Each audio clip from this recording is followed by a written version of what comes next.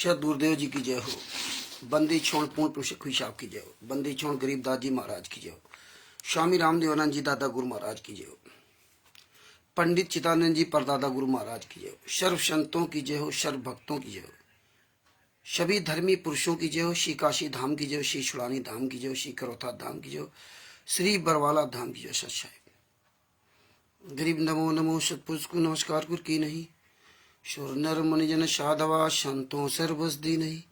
सतगुर साहिब संत सवे दंडोत्तम प्रणाम। आगे पीछे मध्य हुए तिनकू जा कुर्बान। नराकार निर्विशनम काल जाल भय भंजनम। निर्लेपम निजनीय गुणम अकल अनुबेशुन धुनम। सोहम सुरति समापतम सकल समाना निरतिलय। उज्ज्वल हिरंबर हरदम मैं बेपरवा अथाह वार पार नहीं मध्यतम। गरीब जोश मृत सिद्ध होई गणनायक गलताना। करो अनुग्रह सोई पारस पद परवाना। आदि गणेश मनाऊं गणनायक देवन देवा। चरण कमल लो लाऊं आदि अंत करु सेवा। परम शक्ति संगीतम ऋचिदाता सोई। अभिगत गुण अतीतम सत पुरुष निर्मोही। जगदम्बा जगदीशम मंगल रूप मुरारी। तन मन अर्पूं शीशम भक्ति मुक्ति भंडारी। सुर नर मुनि जन ध्यावे ब्रह्मा विष्णु महेशा। शीस सहस मुख गावे पूजे आदि गणेशा।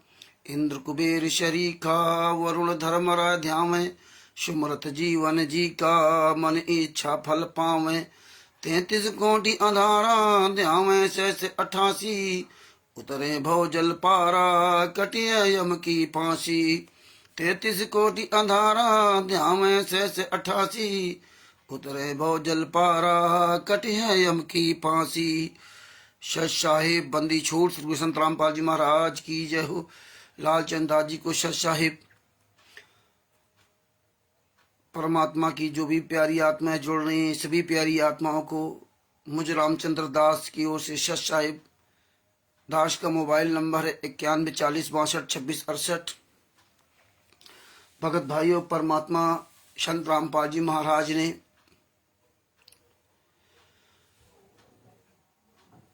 जो असीम दया की है उसका कोई मोल नहीं है। प्रवेश दास जी साहब, आप देखिए, सबसे बड़ी बात आप देखिए, 18 नवंबर 2014 का जो बारावाला कांड हुआ, 2006 में करौथा कांड हुआ, 2012-13 में इन्होंने करौथा कांड कराया। और देखिए 2012-13 में जो 2006 में जो करौथा कांड कराया उसकी सच्चाई देखिए हम आप लोग 2014 तक नहीं जान पाए। 18 नवंबर 2014 तक हम सच्चाई नहीं जान पाए। आप सोचिए कितना बड़ा इन्होंने षड्यंत्र बना रखा था। जबकि हमारे सदगुरुदेव जी संत रामपाल जी महाराज जी ने सत्संग के माध्यम से हम लोगों को एक एक बात समझाई। तो ना तो आप करौथा कांड के बारे में जान पाए और ना तो आप ये फर्जी नाम दीक्षा के बारे में जान पाए, ना किसी ट्रस्ट के बारे में जान पाए, और ना कभी संत रामपाल जी महाराज ने बताया। डायरेक्टली तो बताएंगे नहीं क्योंकि काल से उनका अनुबंध है, लेकिन सतगुरु सैन पहचाने पाया अटल सुहागरे। इसीलिए परमेश्वर ने कहा कि ज्ञानी बनो। अगर आप हम ज्ञानी बने होते तो सतगुरु के सैन क्या सब कुछ पहचाने होते। आवाज कम कर लो।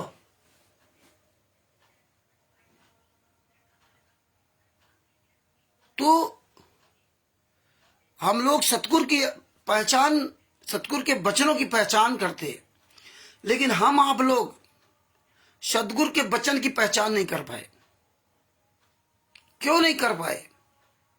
क्योंकि जो उन्होंने भौतिक वहां व्यवस्थाएं बना रखी थी, ये जो बढ़िया इन्होंने ड्रामा कर रहा था, सचा भगत जी, सचा भगत जी, जींद में गाड़ियों पे हम लोग बैठते तो कैसे सत्संग, कैसे प्रवचन चलाते थे लोग, कैसे मंगलाचरण होता था, तो हम आप लोग बड़ा अच्छा समझते थे। ऐसा इन्होंने जाल बुना, ऐसा जाल बुना जैसे मछली को पकड़ने के लिए मछुआरा जाल बुनता है।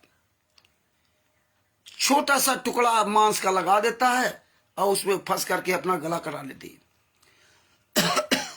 आजकल देख लीजिए, बकरी पालन, मछली पालन, मुर्गी मुर्गा पालन, इसमें तो बहुत बड़ी सेवा करते हैं लोग। अपने शरीर कितनी सेवा नहीं करेंगे जितनी ख्याल मछली पालन करने वाला बढ़िया तालाब खुदवाएगा। जो ओरिजिनल तालाब हो तो खत्म हो गया, अब तो रेडीमेड तालाब, उस तालाब में रेडीमेड पानी भर करके ना हाइब्रिड की मछलियां खरीद के लाई जाएंगी, बढ़िया उनका खाने पीने का पूरा व्यवस्था की जाएगी, उनको पौष्टिक, उनको ताकतवर बनाने के लिए, जल्दी उसमें मांस चढ़े, चर्बी चढ़े, उनके लिए बढ़िया महंगे महंगे अच्छे अच्छे फूड्स खरीद के लाएंगे। कितनी सेवा करते हैं। यही हाल बकरी का, बकरे का पालन का, किसी का भी देख लो आप। इंसान अपनी सेवा नहीं कर पा रहा, लेकिन उनको पालने के लिए देखो कैसे कैसे व्यवस्था करता और फिर उन्हीं की हत्या करता। ये संतराम पाजी महाराज ने अच्छी तरह सत्संग सुनाया था बकरे का, कि बकरा सोचता है मालिक बहुत बढ़िया है। यही हमारी आपकी कमी थी।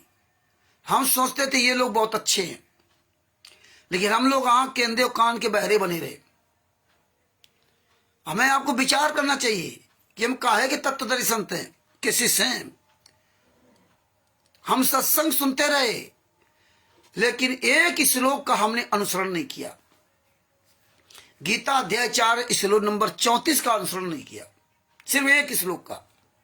अगर इस श्लोक पर हम अच्छी तरह से विचार करते तो आज ये 2008 से या 2006 से जब से ये टीवी द्वारा नाम दीक्षा दे रहे हैं, डीवीडी द्वारा नाम दीक्षा दे रहे हैं, ये नाम दीक्षा इनकी औकात नहीं थी जो दे सकते थे।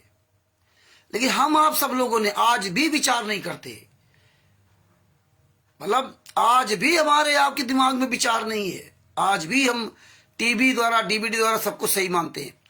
जब आज भी आप दृढ़ नहीं हो पाए तो आप भक्ति क्या खा करेंगे। आज तो सारे सबूत है आपके पास।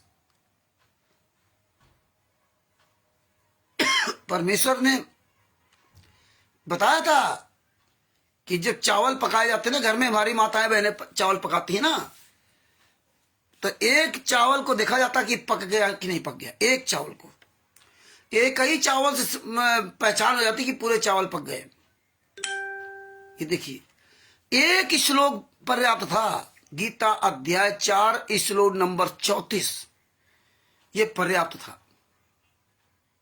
और हम आप सब लोग गाना गाते हैं, जिस तरह संतराम पाजी महाराज ने बताया था, बहलिया आएगा, दाना डालेगा, जाल बिछाएगा। हम दाना नहीं खाएंगे तो हम नहीं फंसेंगे। और आज वही हाल हो रहा है कि हम वही गाना गा रहे हैं, बहलिया आएगा, दाना डालेगा, जाल बिछाएगा। हम नहीं खाएंगे तो हम नहीं फंसेंगे, और हम खा भी रहे हैं और फंसे भी हैं। आज यही हाल हो रहा है। लेकिन आप सब लोग जितने आंदोलनकारी भाई बहन हैं, आप सब लोगों को मजबूत बनना पड़ेगा। आप लोगों को आध्यात्मिक, सांसारिक, कानूनी सबका ज्ञान आपको करना पड़ेगा। परमेश्वर ने सब कुछ खुलासा कर दिया है। पुस्तकों में क्या मिलावट किया वो सब दिखा दिया, नाम दीक्षा का दिखा दिया, ट्रस्ट का दिखा दिया, सारी किताबें फर्जी हैं, असली कौन है वो सब दिखा दिया। एक एक इनके कुकर्मों का दिखा दिया। पवन ठग या संजय ठग या मैंने अन्य जितने भी आए उनका सबके कुकर्मों को दिखा दिया। और भी जो आएंगे उनके भी कुकर्मों को दिखा देंगे। अभी कुछ दिन पहले कागभूषुंड, उसका भी खुलासा परमेश्वर ने सब करवा दिया। तमाम तरह के यहाँ आएंगे जाएंगे। तो अब आप सबको, जितने आंदोलनकारी भाई बहन हैं और जो भी आंदोलनकारी बनना चाहता, जो भी सच का साथ देना चाहता है, उसको सबसे पहला काम उसको सच बोलना पड़ेगा। उसको ये सब अपने अंदर भरना पड़ेगा। ये चीजों को एक एक पॉइंट टू पॉइंट जवाब देना होगा। और अब सब लोग कान खोल के सुन लो। अब आप ये उलझेड़ा में फंसना बंद कर दें। कोई भी राष्ट्रीय सभा सेवा समिति के साथ जुड़ा हुआ है, अगर उसका अपना कोई व्यक्तिगत परिचय नहीं, उसे जैसे राष्ट्रीय सभा सेवा समिति गुंडे जिन्होंने सजा कराई, जो फर्जी सतलोक आश्रम चला रहे, नामदान संचालक चला रहे, कोऑर्डिनेटर बने हुए, आप केवल इनको टारगेट करें। आप अब सब बात करना बंद कर दें अन्य लोगों से। कोई फालतू में करे उससे सबसे पहला सवाल आप यही करें कि आप कौन होते भाई, आपसे मेरा क्या रिश्ता, आप क्यों सफाई दे रहे हो कि तुम गुरदोही हो गए हो, और ये आप फर्जी पुस्तक लिखी है शशभूषण जी ने, ये सब गलत है। गुरुजी के आदेश से काम करते हैं, गुरुजी का फोन आता है, गुरुजी का ये आता है। अब कोई भी चमचागिरी करे तो हमें आपको उनसे बचना होगा। क्यों बचना होगा? क्योंकि ये चाहते हैं कि हमारी बातों में उलझे रहें और रात दिन आप उन्हीं का जवाब देते रहें, और मेन मुखिया गायब है, और आपको रोज वही घिसी पीटी बात सुनाएंगे और आप रोज उनको जवाब दोगे। तुम उनकी बात स्वीकार कर लो लेकिन तुम्हारी बात वो स्वीकार नहीं करेंगे। तो अब ऐसे लोगों से बात करना बंद कर दीजिए। अपने समकक्षी, अपने बराबर वाले से बात करें, अपने बराबर वाले से। अपने बराबर वाले से का मतलब राष्ट्रीय समाज सेवा समिति गुंडों से। ये हमें सामने हम जवाब देंगे, ये जवाब दे, तो अन्य लोगों से बहस करना बंद कर दे। आपका वो समय उसी में खाते हैं। वो चाहते हैं कि आप दूसरा काम ना कर सको। अगर आप रात दिन उनके साथ लगे रहे तो एक दिन आप बदल जाओगे। हजारों लोग दोबारा मैनेजमेंट चले गए और बहुत से लोग सच के साथ चले थे और किनारे हो गए, अपना अपना रास्ता बना लिया। तो आप अभी इनसे बात करना बंद करते हैं। आपको कोई भी फेसबुक व्हाट्सएप में मैसेज करता है, कुछ और करता है, फोन करता है, तो उसको बता दे फोन काट, दुनिया पर कहानी मत पढ़। अगर आप सच्चाई समझना चाहता है तो उसको बताओ, और जहां अपना कानून निकालने लगे तुरंत उसको फोन कट करो, काट फोन। तू है कौन? तेरा मेरा क्या रिश्ता? मेरा रिश्ता मेरे गुरुजी से है, और मेरे गुरुजी के साथ जो गलत किया है और जो हमारे गुरु भाइयों बहनों के साथ गलत किया है, मैं उन गुंडों का पूरी दुनिया के सामने खुलासा करूंगा। उन गुंडों का नाम लो, जिस विधि से आप बात कर सको उस विधि से बात करो। अब आपको ठोस चीजें लेके चलना पड़ेगा। मेन चीज जजमेंट। किताबों में मिलावट, फर्जी ट्रस्ट, फर्जी आश्रम, फर्जी पुस्तकें, फर्जी नाम दीक्षा केंद्र और फर्जी नाम, और बरवाला का आश्रम का नाम, सारे आश्रमों को नाम खत्म। तो हमें मेन बात करनी होगी, तभी तुम्हारी ये प्रैक्टिस बनेगी, तुम्हारे अंदर दिमाग में दिल दिमाग भरेगा। वरना आपको मेन पॉइंटों से दूर रखेंगे। अब आप इनके नचाए ना नाचिए। आपसे कोई सवाल करे आप सीधे वही बताओ। 5 बेले एक बच्चे की हत्या इसने की, ये राष्ट्रीय समाज सेवा से गुंडा, ये फलाना गुंडा ठिकाना। आप अपनी कहानी चालू कर दो। आप उनकी कहानी में सुनो ही ना, आप उसी की बात सुनो, उसी को जवाब दो जो राष्ट्रीय समाज सेवा समिति के मुख्य गुंडे हैं उनको। ये हरा गहरा नत्थु खरस, तुम्हारा क्या फायदा देना, जवाब देने से क्या मतलब आपका? तुमसे बताइए, वो मेन नहीं है सामने आ रहा है जो बरवाला कांड किया, जो हत्याएं की, जो बलात्कार किया, जो पुस्तकें छाप करके ना फर्जी वाला कर रहा है, वो नहीं आ रहा। और ये चमचे आ रहे हैं 10-10, 20-20 हजार रुपया तनख्वाह पाने वाले, और आप इन चमचों से उलझे हुए हो। तो आप उलझना बंद कर दीजिए। अब आप ठोस बातों को एकदम अपने दिल दिमाग भर लीजिए, अपनी बात कहो। जैसे ये लोग अपनी बात कहते हैं, आप अपनी बात कहो, और इन चिलगोजों से बात करना बंद कर दो। मेन मुखिया के अलावा आप किसी से भी बहस करना बंद कर दीजिए। आप जो सच्चाई जानना चाहे उससे बात करो। इतना समय, इतना अपनी एनर्जी लगाओ, स्टिकर बनाओ, वीडियो खूब शेयर करो, स्टिकर शेयर करो, ऑडियो शेयर करो। किसी से उलझने से कोई फायदा नहीं, क्यों वो सामने आएंगे नहीं, और ये चाहते हैं यही करते रहो। इसलिए आप जवाब देते रहो। जवाब देते रहो, वो सवाल नहीं करते, आप ही सवाल करो, आप ही जवाब देते रहो, बस यही करो। इसी में भलाई है, इसी में अपना समय लगाओ। आप आपस में भाई बहन चर्चा करके अपना समय जरूर व्यतीत करो, एक दूसरे से चर्चा करो, एक दूसरे ज्ञान की बात करो, कानून की बात करो, जिससे आप रिपीट हो। अब आपको बहुत ठोस कदम पे लेके चलना पड़ेगा। अब आप इनको समझाने की कोशिश ना करें, अपने आप को समझने की कोशिश करें, और मेन गुंडों के खिलाफ पूरी दुनिया के सामने आप अपना ये मेहनत करें, जम करके मेहनत करें। अब वो समय आ गया। तो गीता अध्याय 4 श्लोक नंबर 34 अगर संत रामपाल जी महाराज ने जो बताया था, अगर वो माना होता, और वो जो भी मानेगा वो कभी भी नामदान सेंटरों में नाम दीक्षा नहीं लेगा, कभी भी नहीं लेगा। जब तुम्हें गीता 4 अध्याय 4 श्लोक नंबर 34 का तुम्हें ज्ञान नहीं, और ज्ञान होने से फायदा क्या? जब उस ज्ञान का आपने अनुसरण नहीं किया, उस ज्ञान पे चले नहीं, तो क्या फायदा? इसके बाद देखिए, सोने पे सुहागा, आप शिष्य की अधीनता पढ़ते हो। सोने पे सुहागा, शिष्य की अधीनता है। इसमें भी आपने इसमें भी आपने क्या किया?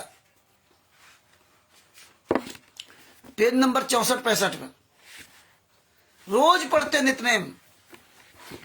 अरे अगर तुमने पहले गलती कर दी थी, जैसे कि हमने बरवाला आश्रम में जाके नाम दीक्षा ले लिया टीवी के द्वारा, मुझे नहीं पता था, जब पता चल गया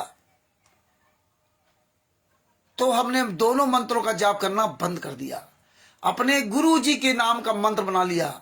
24 घंटा अपने गुरु जी का नाम लेता हूं। बंदी छोड़ सतगुरु संत रामपाल जी महाराज की जय हो, सतगुरुदेव जी की जय हो। ज्ञान मुझे बचाएगा, मंत्र नहीं बचाएंगे, ज्ञान बचाएगा। तो इसमें भी परमेश्वर ने बता दिया, शिष्य की अधीनता, दो कर जोर गुरु के आगे, करीबो बिनती चरण न लागे। ऐसे ये सब चीजें तुम तो पहले प्रार्थना करोगे, वही गीता अध्याय 40-34 का प्रार्थना करोगे, गिड़गिड़ाओगे, गुरु की पूजा करोगे, गुरु के सेवा करोगे, गिड़गिड़ाओगे, हे परमात्मा मुझे ये नरक से निकाल दो, इस नरक से निकाल दो। तब कहा है, यो अधीन हुए शिष्य वही। ये पढ़ना आप लोग, ये शिष्य की अधीनता में ये पढ़ना। परमात्मा ने कहा कि बार बार वही बातें क्यों बताते हैं? क्योंकि आपके अंदर रट जाए। तो ये बातें आप भी बताना शुरू कर दो, ऑलराउंडर बनना पड़ेगा। यो अधीन होए शिष्य वही, शिष्य पर कृपा करे गुरु तब भई। शिष्य की अधीनता रोज पढ़ते हो, और जब ये भाव हो तब गुरु अपने शिष्य पर कृपा करे। और ये भाव नहीं है तो गुरु से जाकर के नाम दीक्षा डायरेक्ट ले लो, तो भी फलेगा नहीं, वो कोई फायदा नहीं। यो अधीन हुए शिष्य वही, शिष्य पर कृपा करे गुरु तब भई। इस अमृत वाणी में परमेश्वर कबीर जी ने अपने कृपा पात्र भक्त को समझाया है, अपने कृपा पात्र भक्त को समझाया है, हिंदी में अनुवाद भी कर दिया। वैसे तो हिंदी उसकी है ही, कि जो गुरु पद पर विराजमान है, कहा है कि जिस समय शिष्य उपरोक्त वाणियों में वर्णित आचरण वाला तथा अधीन दास भाव वाला विनम्र हो जाए, तब गुरु उस शिष्य पर कृपा करे, अर्थात दीक्षा देवे। जब ये भाव तुम्हारे अंदर आ जाए, तब गुरु उसको नाम दीक्षा दे। त्रिभुवन दास जी को, दिनेश दास जी को, उमेश जी को, जितने भी भाई बहन जुड़े हुए सबको, मुझ रामचंद्र दास के सत साहब, तब दीक्षा देवे। इसके बाद गुरु से शिष्य जब दीक्षा मांगे, अब जब आपको गुरु से दीक्षा लेना तो तुम्हें क्या करना है? यही गीता अध्याय 4 श्लोक नंबर 34 में बताया था, मन कर्म वचन धरे धन आगे। जब दीक्षा लो तो गुरु के आगे मन कर्म वचन सब कुछ धर दो। क्योंकि जब तुम्हें पता चल गया कि हम सतलोक से आए हैं, कई जन्मों से भोग रहे हैं, कुत्ता गधा सुअर पता नहीं क्या क्या बने होंगे, और मानव जिन्हें मिले परमात्मा मिले फिर भी हम नहीं सुधर पाए। तो ये जब पता हो जाएगा नरसिंह जी की तरह, अब्राहिम सुल्तान आदम जी की तरह, तो फिर आप 24 घंटे अपने गुरु के चरणों पर ही ध्यान लगाओगे, गुरु के चरणों पर ही ध्यान लगाओगे। अभी आपके अंदर वो डर नहीं है, उस दरगाह का महल नहीं देखा, केवल सुन लिया, इस कान से निकाल दिया, लेकिन जब बीतेगी तब क्या होगा? ये जब डर तुम्हारे अंदर घुस जाएगा तो तुम 24 घंटे अपने गुरु की याद करोगे। यह है सिरसाटे की भक्ति, यह है सिरसाटे की भक्ति अपने गुरु के लिए, और कछु नहीं बात। एक शीश अपने गुरु को दान दे दे। रावण ने तो 9 शीश दिए थे, 9 शीश, और ये शीश तुम्हारा है भी नहीं। शीश दिए जो गुरु मिले तो भी सस्ता जान। यहां तो अपने गुरु का शीश उतारने के लिए लगे हुए हैं। तो कहा गुरु से शीश दब जी इच्छा मांगे, मन कंपचन धरे धन आगे, ऐसी प्रीत देख गुरज वही, और गुप्त मंत्र कहे गुप्त भाई। इस वाणी में शिष्य को नसीहत दिए, हमें आपको नसीहत दिए कि जिस समय शिष्य गुरु जी से दीक्षा लेवे, उस समय मन कर्म वचन से समर्पित होकर कुछ दक्षिणा में दे। आपने किसको दक्षिणा दी? जय टीवी से नाम दीक्षा लिया, चले जाए, और फिर जाकर के वहां गुरु से को पैसे दिलवा दिया, अब तो भी काम खत्म हो गया। दक्षिणा कहां दी? ये है भाव। चाहे बरवाला आश्रम में हो चाहे जहां हो, जब तक डायरेक्ट आमने सामने गुरु को दक्षिणा नहीं दोगे तब तक तुम्हारी गुरु दीक्षा फलीभूत नहीं होगी। इसके बाद आप मर्यादाओं का पालन करते हुए आगे बढ़ोगे, तभी आप सतलोक बारे में सोच पाओ। गुरु के सन्मुख अवश्य रखे, अर्थात दक्षिणा अच्छे दिल से अवश्य देवे, अर्थात कुछ दान अवश्य करे। इस अमृत वाणी में परमेश्वर कबीर जी ने गुरु पद पर विराजमान अपने कृपा पात्र संत को नसीहत शिक्षा दी है कि जिस समय दीक्षार्थी में, नाम दीक्षा लेने वाले के अंदर उपरोक्त श्रद्धा दिखाई दे, तब उसको गुप्त मंत्र अर्थात सतनाम जो 2 अक्षर का है तब दे। जब बहुत श्रद्धा दिखाई दे, आज तो गुरुद्रोही सब चिल्ला रहे हैं।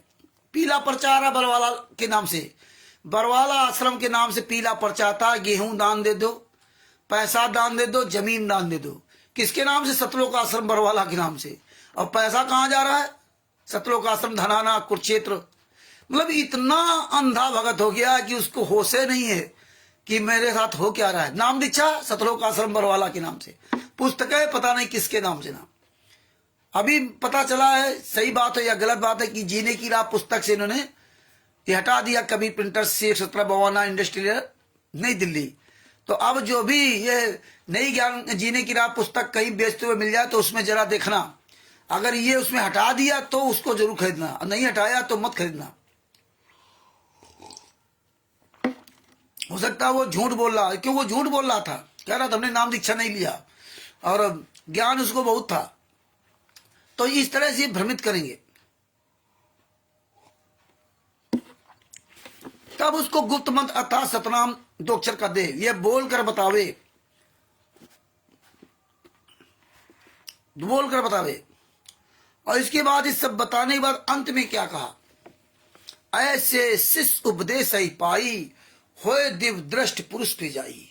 जो उपरोक्त विधि से गुरु जी के सामने विनम्रता पूर्वक प्रश्न करने तथा समर्पित भाव से दीक्षा प्राप्त करके, समर्पित भाव से दीक्षा प्राप्त करके भक्त दिव्य दृष्टि अर्थात अलौकिक ज्ञान रूपी दृष्टि प्राप्त करके सतलोक में जाने का हरदम उद्देश्य रखकर भक्ति करता हुआ परमेश्वर के पास चला जाएगा। जो इस विधि से लेगा, और आप सब निर्णय ले लीजिए कि आप एक भी परमात्मा के वचन के अनुसार चल रहे हो, लेकिन ये बात जिसको कह दो वो अपनी बात चलाने लगता है।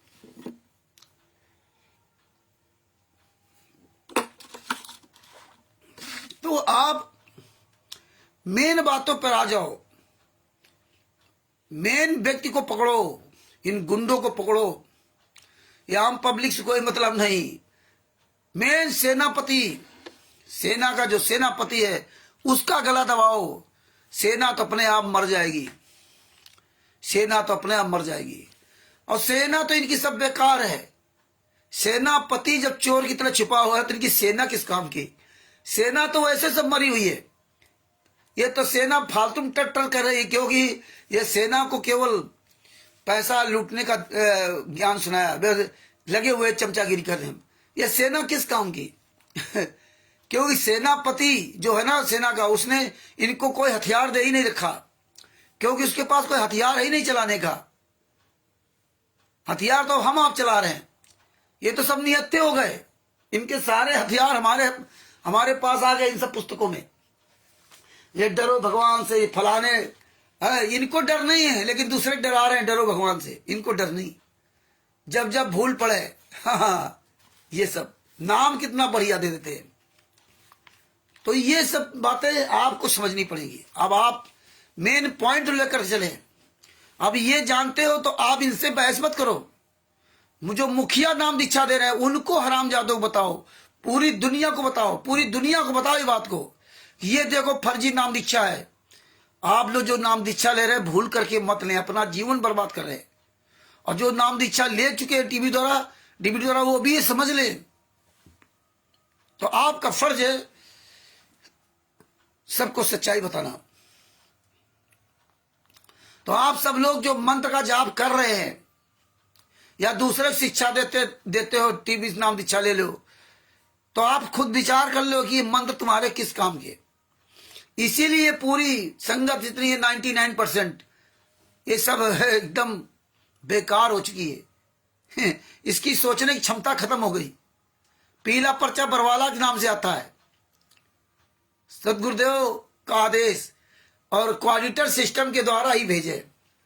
सतलोक आश्रम बरवाला, नाम दीक्षा सतलोक आश्रम बरवाला, दान पाठ सारा सब कुछ सतलोक आश्रम बरवाला के नाम से। और सारे भगत जानते हैं सतलोक आश्रम बरवाला बंद है, फिर भी उस पीला पर्चा से डर जाते हैं। कितने कायर हो यार तुम लोग। पीला पर्चा डाल दिया तो जिसके नाम डाल दिया वो भी बड़ा, कोई को तो परेशान हो जाता, कोई कहता कि बताओ हमें गुरुद्रोही घोषित कर दिया। यार तुम्हें भी अकल नहीं कि पीला पर्चा बरवाला के नाम से है, तुम्हें क्या लेने देना, उसका महत्व क्यों देते हो? हैं? पीला पर्चा बरवाला के नाम से है। ये धराना के नाम से किसी आश्रम के नाम से नहीं डाल सकते। जो भंडारा कराते हैं वो सब सतलाव आश्रम बरवाला के नाम से पर्चा आता है। ये हालात देखिए। सारा काम सतलोक आश्रम बरवाला के नाम से या गुरुजी कर सब रहे हैं। बरवाला और गुरुजी, बरवाला पुलिस के अंडर में और गुरुजी भी कस्टडी में, जेल में। ऐसे लोगों का नाम लिखो जिसका कोई प्रमाण नहीं, और तुम ही लोग फंसोगे। तो संगत की दशा देख लिए क्या है। कुत्ते बिल्ली से बदतर इनकी दशा हो गई। यही हाल तिमिरदूत पवन टक के साथ जो लगे हैं सात संगति वाले, उनकी भी यही दशा, कुत्ते बिल्ली की तरह। तिमिरदूत पवन टक को देखा बहुत बढ़िया। यही हाल संजय और नकली नानक।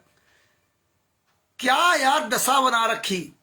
तिमिरदूत पवन ठग, हरामजादा जो चोर बेईमान ठग, जो अपने बाप का नहीं हुआ, अपनी माँ का नहीं हुआ, अपने भाई का नहीं हुआ, अपने बहन का नहीं हुआ, गुरु भाइयों का नहीं हुआ, पूरी जिंदगी बीती जा रही दूसरे का हराम खा खा करके, उसको उसकी आरती उतारे, उसके पीछे चल रहे हैं। यानी कि आरती उतारने मतलब यानी कि वो बेड मंगा लिया तुम्हारे पैसे से, अपने पैसे से कुछ नहीं। ये जितने हराम जाते हैं इस दुनिया में, ऐसे लोग, कामचोर लोग, ये अपनी कमाई से कुछ नहीं करते। अपनी कमाई से कुछ नहीं करते, तुम्हारी कमाई से दान पुण्य करते हैं। तुम्हारी कमाई से, देखो पवन टक बढ़िया बोर्ड ले आया, तुम्हारी कमाई से 10-10, 20-20 हजार रुपए महीने किराए के मकान में रह रहा, तुम्हारी कमाई से बढ़िया बेड खरीद के लाया। इसके पास तो साले खाने के नहीं है, साला अपने खाने के लिए नहीं कमा सकता। ये चोर बेईमान ठग तुम्हारे पैसे से 5-5, 10-10 हजार की शर्ट पहन रहा है, तुम्हारे पैसे कैसे इस्तेमाल कर रहा है। वीवीआईपी घड़ी बांध रहा है। आज के जमाने में कोई घड़ी नहीं बांधता, तो साला घड़ी बांध रहा है।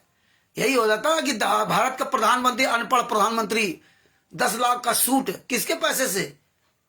जनता के पैसे से है। यही हाल पवन टक का है। सारे फैशन शौक तुम्हारे पैसे से हो रहा, और दुनिया का सबसे बड़ा भगत हो गया। और कबीर साहब जो परमात्मा के परमात्मा थे, वो स्वयं 120 साल रहे तो दिन भर सूत काटते थे मेहनत करके ना, मुंह बोले माता पिता और दोनों बच्चों का पालन पोषण करके दिखाया। ये हमें सीख दी किसने?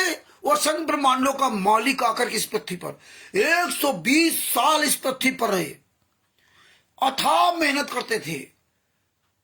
और आज तिमिरदूत पवन ठग कितनी मेहनत करता है, बढ़िया बेड तुम्हारे पैसे से लाया, तुम्हारे पैसे सब कुछ कर रहा है। यही हाल संजय नकली नानक VIP कपड़े पहनता है। इब्राहिम सुल्तान अदम जी को ज्ञान हो गया तो अपना राज छोड़ दिया, जंगल में रहने लगे। खाना परमात्मा जो एक बार लेके आए थे, 56 भोग ऊपर सतलोक से लेके आए थे, सतलोक का जल, सतलोक का भोजन। इब्राहिम सुल्तान अदम जी ने मना कर दिया, हम नहीं खाएंगे, हम ये नहीं खाएंगे, वापस कर दिया। और आज यहाँ काल लोक का जो भोजन बना करके फोटो के आगे भोग लगा करके ना, और आप सब ये सब खाते हैं और कितना चौड़े से सीना तान करके वो वीडियो बना डालते हैं, दिखाते हैं पूरी दुनिया को। ये देखिए, ये देखा देखी की भक्ति हो गई। मतलब मेहनत करके कमाएंगे नहीं, वो नहीं बताएंगे, हराम की खाएंगे। और खुश कितने हैं लोग। तो ये बातें समझनी पड़ेंगी। बढ़िया VIP रहन सहन, ये भक्ति के लक्षण है। ज्ञान की बात करेंगे तो शर्दना जी की बात, शिव शंभन नेकी की बात करेंगे। नेकी जी घर में तो कुछ था ही नहीं, मनिहारी गिरी करते थे, पति पत्नी बेटा दिन भर मेहनत करते थे, चूड़ियां बेचते थे बेचारे, चूड़ियां मेहनत करते थे और फिर भी उनको रोटी नसीब नहीं होती थी। और परमात्मा के बहुत बड़े भक्त थे। और आज पवन ठग, संजय ठग, मैडम RSS गुंडे या अन्य भगत है, उनके पास दिन दूना रात चौगुना माया बढ़ रही है और कहते परमात्मा की बड़ी मौज है, बड़ी दया है। कल 500 का कमाते थे पर डे, आज 5000 पर डे कमा रहा हूं, 1.5 लाख रुपए महीना, 1 लाख रुपए महीना, ये बना लिया। आज ये हो रहा है, परमात्मा की बड़ी दया है। लेकिन शिव शंभन नेकी जी पर दया नहीं थी, क्योंकि वो भगत कहां थे? भगत तो ये सब बड़े हैं, पवन ठग, संजय ठग, मैडम RSS या अन्य जितने कोऑर्डिनेटर, नामदान, संचालक जो VIP आश्रम बना चला रहे। इब्राहिम सुल्तान अदम जी भी हजारों VIP आश्रम बना सकते थे उस जमाने में। नरसिंह जी भी उस जमाने में 56 करोड़ रुपए अपनी मेहनत कमाई का, उससे आश्रम बनवा सकते थे, सोने की गिन्नियां थी। और ये साले पवन ठग, हरामजादे, तिमिरदूत पवन ठग, संजय ठग और राष्ट्रीय सभा सेवा सब गुंडे आपसे कागज के टुकड़े लूट रहे हैं जिनकी कोई मूल नहीं। प्रधानमंत्री नरेंद्र मोदी ने जो है सबको कागज के टुकड़ों कागज ही कर दिया था, क्या दशा हुई।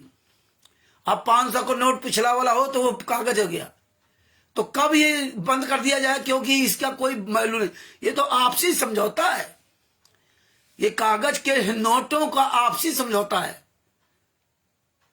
इसका कोई वैल्यू नहीं। हाँ, सोना चांदी ये धातु है, इनकी कोई वैल्यू थी, इनका अब कोई भी सरकार या कोई मूल्य खत्म नहीं कर सकती। तो ये बातें आपको समझनी पड़ेंगी कि इसीलिए परमेश्वर वाणी थी, घर में बढ़े दाम, नौका में बढ़े पानी। तो ये समझ लेना कि तुम्हारी है पक्की डूबने की निशानी, इसलिए उलीचना शुरू कर दो। तो उलीचो कि वो छेद ना बंद कर दो, ज्यादा आए ना। और बातें क्या करोगे आप सब लोग? वाणी कैसी बढ़िया बोलोगे। देखो आप लोग कितने झूठे हो। शाही इतना दीजिए जामे कुटुंब समाए, अब मैं भी भूखा न रहूं, शायद न भूखा जाए, बस इतना देना, इतना देना। पहला परमात्मा ने तो पहली बात तो कहा कि मांगना ही नहीं, क्योंकि पिता तो सब कुछ जानता है। और अगर मांगना भी पड़ जाए तो इतना मांगना कि शाही इतना दीजिए जामे कुटुंब समाए, मैं भी भूखा ना रहूं, साधु ना भूखा जाए। मतलब हम भी ना भूखे रहे, अब कोई आए तो वो भी भूखा ना जाए। लेकिन अब आप सोचो कि आप खाना कहां खाते हो, हैं? आपको तो खाने से मतलब ही नहीं है। अब तो साईं इतना दीजिए जब हम पूरी दुनिया हमारे में समा जाए, अरबों खरबों रुपया दे दो पूरी दुनिया खरीद ले, हवाई जहाज खरीद ले, हैं, पूरी दुनिया हमारा नाम, इतना साईं दे दो, अब उल्टी बात हो गई। तो इसलिए भगत भाइयों, गहराई से हर चीज का विचार करना शुरू कर दो। ये ना सोचना कि हम कोई कथा आपको बता रहे हैं, ये कथा सुन करके नहीं, हमें आपको दृढ़ होना पड़ेगा परमेश्वर के वचन पे, परमेश्वर के एक एक वचन पे। आप सोचो कि हम दिन भर झूठ बोलते हैं, शायद इतना दीजिए चाहे मैं कुटुंब समाये, मैं भी भूखा रहूं साथ में भूखा जाए, शायद इतना दीजिए। आप झूठ बोलते हो। आप अपने गिरेबान में झांक के देखो कि आप कह क्या रहे हो और कर क्या रहे हो। करनी तज कथनी कथें अज्ञानी दिन रात, कुकर ज्यों भूकत फिरें सुनी सुनाई बात। परमेश्वर ने हमें कहा ये कुत्ते हैं जो करनी तज कथनी कथें, करनी नहीं करते लेकिन कथनी करते हैं, साईं इतना दीजिए जामे कुछ समय। क्योंकि कई भक्तों से ऐसी हमारी बातचीत हुई, परमेश्वर कहते हैं कि मार मार के खीर खिलाता हूं परमात्मा, तुम्हें उस परमेश्वर पर भरोसा होना चाहिए। लेकिन यहां कहते भैया विश्वास करो, तो कहते नहीं काम तो करना ही पड़ेगा भैया, करना पड़ेगा, बिना करे कुछ नहीं मिलेगा। ये परमात्मा सब व्यवस्था करवाता वही, तुम्हारे औकात नहीं तुम कुछ कर लो। उसका शरीर दिया हुआ, उसके हाथ में तुम्हारी लगाम, और तुम कह रहे हो कि हम जो करना चाहे हम कर रहेंगे, तुम्हारी कोई वैल्यू नहीं। तो ये बातें हमें समझनी पड़ेंगी। हम आप लोग उसी ढर्रे में चल रहे हैं, इसलिए हमें वो ढर्रा खत्म करना पड़ेगा। गहराई से हमें ज्ञान, संविधान और राष्ट्रीय सभा सेवा से गुंडों के द्वारा किया कुकर्म, इन सब पर हमें गहराई से विचार करके हमें एक ठोस कदम पे चलना होगा, ठोस कदम उठाने होंगे। अब ये कूड़ा करकट सब खत्म करना पड़ेगा। आप सबको अपने अपने क्षेत्र में एक बोलने वाला बनना पड़ेगा, जिसमें हम कह सकें गर्व से, राजस्थान का कोई भी राष्ट्रीय सभा सेवा से गुंडा कोई, पहले तुम हमारे उस भगत से बात करके दिखाओ, बाद में जो और सीनियर है वो बोलेंगे, पहले उनसे बात करो। तो ये सब हमें जो जैसा है उस तरह में व्यवस्था करनी पड़ेगी। तो ये भगत भाइयों, गहराई से विचार करो, परमेश्वर के वचन पे चलोगे तो भगत बनोगे, वरना आप चिल्लाते रहो, उससे कोई फर्क नहीं पड़ता। नरसिंह जी ने जब सब कुछ दान कर दिया था, झोपड़ी में रहने लगे थे, उन्होंने नहीं सोचा था कि यार हम कुछ रख ले अपने लिए। विचार कीजिए, सब कुछ दान कर दिया तो उनके पास बचा क्या था, कैसे उनका भोजन चलता था। ये कभी आप गहराई से विचार नहीं करते, क्यों सुन लेते हो नरसिंह जी हैं। गणिका माई ने जिंदगी भर जो भी अनजाने में गलत काम करती रही, पेट पालन के लिए, जीविका के लिए, या जो भी समझ लीजिए आप। और जब उनको ज्ञान हो गया तो जितना पैसा था सब कुछ कबीर साहब को दे दिया, सब दे दिया। अब बताइए, जब सब कुछ दे दिया तो फिर वो कैसे अपना जीवन चलाती थी। नहीं विचार करते, क्योंकि हमारे पास विचार करने का समय कहां है। सुदर्शन सुपच महाराज जी भंगी जात में पैदा हुए थे, सबको पता है। जब ज्ञान हो गया तो जंगल में अपना रहे, खाना मिले तो ठीक, ना मिले कैसे उनको मिल रहा था, कैसे वो जीवित थे। लेकिन हम मरे जा रहे हैं कि हम करेंगे नहीं तो हम खाएंगे क्या, हम करेंगे नहीं तो खाएंगे क्या, क्योंकि पिता पे भरोसा नहीं है। तुम्हारा बच्चा तुम पे भरोसा करता है, नवजात बच्चा, कि हमारा बाप मुझे खिलाएगा, लेकिन तुम्हें उस संग ब्रह्मांडों के मालिक पर भरोसा नहीं है। इसीलिए तुम्हें डर लगता है, इसीलिए तुम्हें बोलने में डर लगता है, इसीलिए उसने जो सुंदर आवाज मुंह दिया था तुम्हें आवाज निकालने के लिए, ये इसीलिए हमें आपको इंसान बनाया गया था। इसलिए परमात्मा ने इतनी मेहनत करके एक माँ के पेट के अंदर इतना बढ़िया हमारा शरीर बनाया। मुंह दिया था स्वाद लेने के लिए नहीं कि बढ़िया खाओ, काजू बादाम किशमिश, ये स्वाद के लिए मुंह नहीं दिया गया था। ये मुंह दिया गया था भक्ति के लिए, कि भक्ति कर लो पार हो जाओ। गलत को गलत कहने के लिए मुंह दिया गया था, सही को सही कहने के लिए दिया गया था। लेकिन आज आप कह रहे हो कि मुझे तो बोलना ही नहीं आता। गूंगे तो नहीं होने, मुंह है फिर भी नहीं बोलना आता, मत बोलिए आप। बार बार कहता हूं कि अपने शरीर का एक एक अंग इस्तेमाल कर लो, ये सब जलाया जाएगा। ये बोलना, आंखों से देखना, काम करना, ये तुम्हारे बस का कुछ भी नहीं है। इसलिए भगत भाइयों, इस पे विचार करो। ये तो हमें केवल एक उदाहरण देना था कि आप इन चीजों पे मजबूती से दृढ़ हो। बाकी कल वाले अपने मैटर आते हैं। यह है जब जब भूल पड़े ना हो पुस्तक। इसमें आपने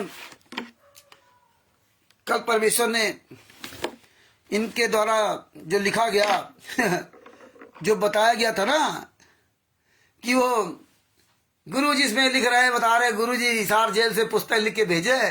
वो कह रहे हैं कि उस भगत से जमीन इनको दे दे, नामदान सेंटर खुल जाए हरियाणा में, वहां हिमाचल प्रदेश में, जो संजय और निकली नानक को जिसने जमीन दी। और वो जमीन देने वाले ने संत रामपाल जी महाराज कहते, मैंने अपने चाटकारों को भेजा था, वफादार कोऑर्डिनेटर नामदान संचालकों को भेजा था, जो साले जूते खा करके वहां से आए। वफादार को भेजा, किसके पास? जिसने जमीन दान दी थी। जो हिमाचल प्रदेश में संजय उठने के लिए नानक जो है आश्रम बना रखा, 1 एकड़ में जमीन दान दी थी, वो इनको वापस दे दे, इसलिए भेजा था संत रामपाल जी महाराज ने। अब जमीन दान देने वाले ने संत रामपाल जी महाराज के जो वफादार शिष्य थे, उनसे कहा कि मेरी गुरु जी से बात करवा दीजिए फोन पर, मेरी गुरु जी से बात करवा दीजिए, बताइए। वैसे रोज फोन आता है, लेकिन जब उसने कहा मेरी बात करवा दीजिए, तब इसमें लिखते हैं कि गुरु जी ने कहा कि मना कर दिया कि मैं किस किस से बात करूं, हमारे तो करोड़ों शिष्य हैं, 5 मिनट का मुझे समय मिलता है, 5 मिनट में किस किस से बात कर लें, मतलब मना कर दिया बात करने के लिए। वैसे संत रामपाल जी महाराज कहते हमारे तो करोड़ों बेटा बेटी हो गए। अरे बेटा बेटी जब करोड़ों थे, तुम्हारे तो बेटा बेटी मर गए थे, अंजू मंजू अनारू माई ये सब मर गए थे, क्योंकि आपने कहा कि मेरे बेटा बेटी 4 संतानें थी, मैं जानता हूं कितनी मेरी सेवा करते थे। अब मेरे लाखों बेटा बेटी हो गए, अब एक को बुलाता हूं तो 10 खड़े हो जाते हैं।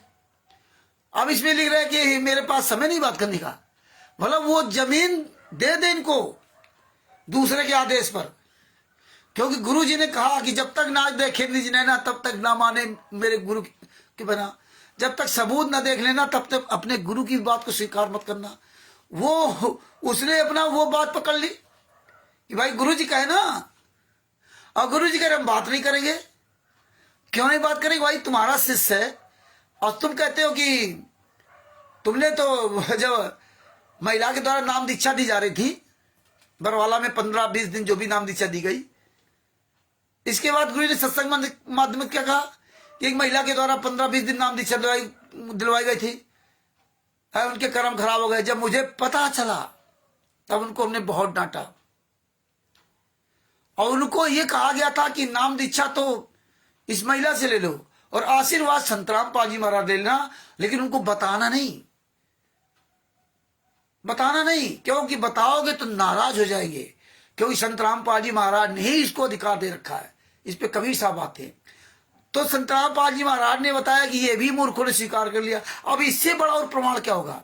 फिर भी आप राष्ट्रीय सभा सेवा समिति गुंडे तलवे चाट रहे हो गुंडों के, तो तुम काल ब्रह्म के चपेट में पूरी तरह से आ गए हो। इसलिए समय रहते भी जाग जाओ। परमेश्वर ने हमें ड्यूटी दे रखी कि बार बार हम आप लोगों को बताते रहे, जगाते रहे। इसलिए आप लोग मेन पॉइंट की बात रखिए, आप छोड़िए इन लोगों को अपने गुरु जी के बारे में, और मेन इन चीजों को आप अपने दिल में, अपने दिल दिमाग में भर लीजिए। अगर आगे कुछ लंबी लड़ाई लड़ने चाहते हो तो अब आपको हर चीज में प्रांगण बनना पड़ेगा, मजबूत बनना पड़ेगा आपको। अब आप ये अपने लौंड पची से छोड़ दो।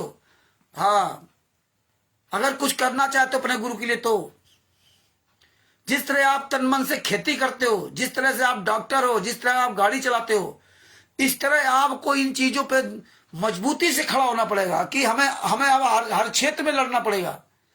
अब हर जगह हमको थोड़े जा पाएंगे, हर जगह सजभूषण जी को थोड़े जा पाएंगे। तो सब लोग तैयार नहीं होंगे तो क्या सजभूषण रामचंद्र जी तैयार रहेंगे?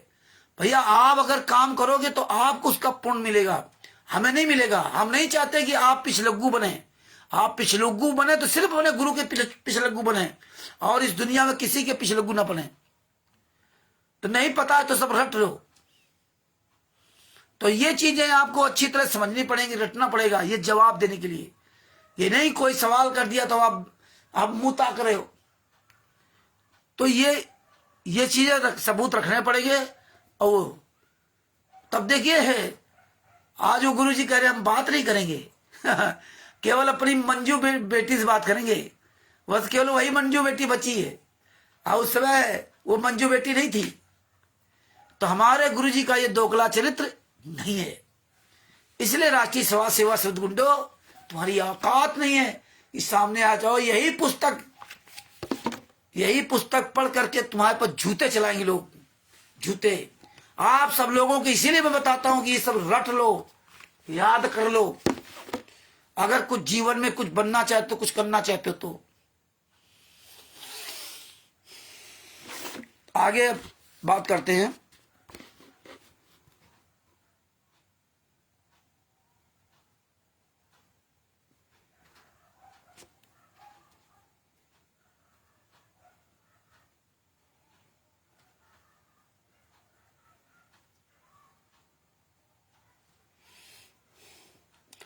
इसमें पेज नंबर 26 पर लिखा है,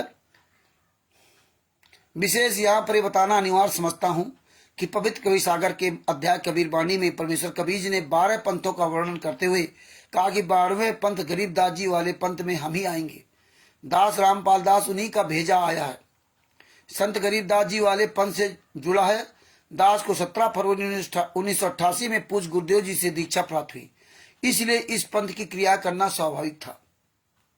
1994 तक तो दास केवल जहां कोई गरीबदास का पंथी संत या भगत अमर ग्रंथ संत गरीबदास जी की वाणी का पाठ करता था, उसमें पाठी या श्रोता बनकर जाता रहा। 1994 तक पाठ के समापन वाले दिन भोग लगने के समय वे लोग घंटा तथा शंख बजाया करते थे।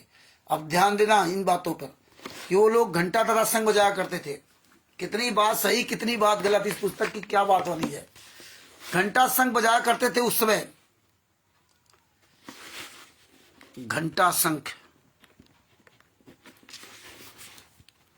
तो आपने कई वीडियो देखे भी हो, संत रामपाल जी महाराज पाठ करने जाते हैं तो वहां लोग घंटा बजा रहे, टन टन टन टन कर रहे हैं, है ना, शंख बजा रहे हैं। आपने देखा होगा संत रामपाल जी महाराज का।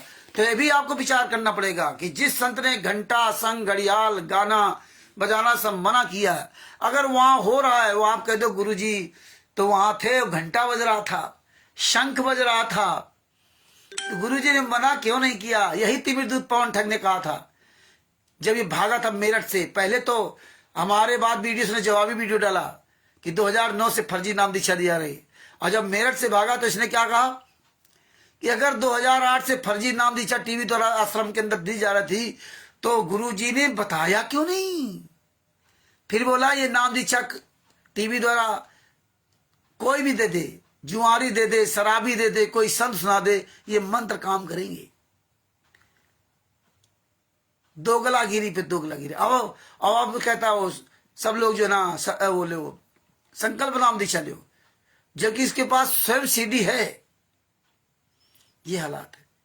तो संत घंटा घड़ियाल बजाते थे।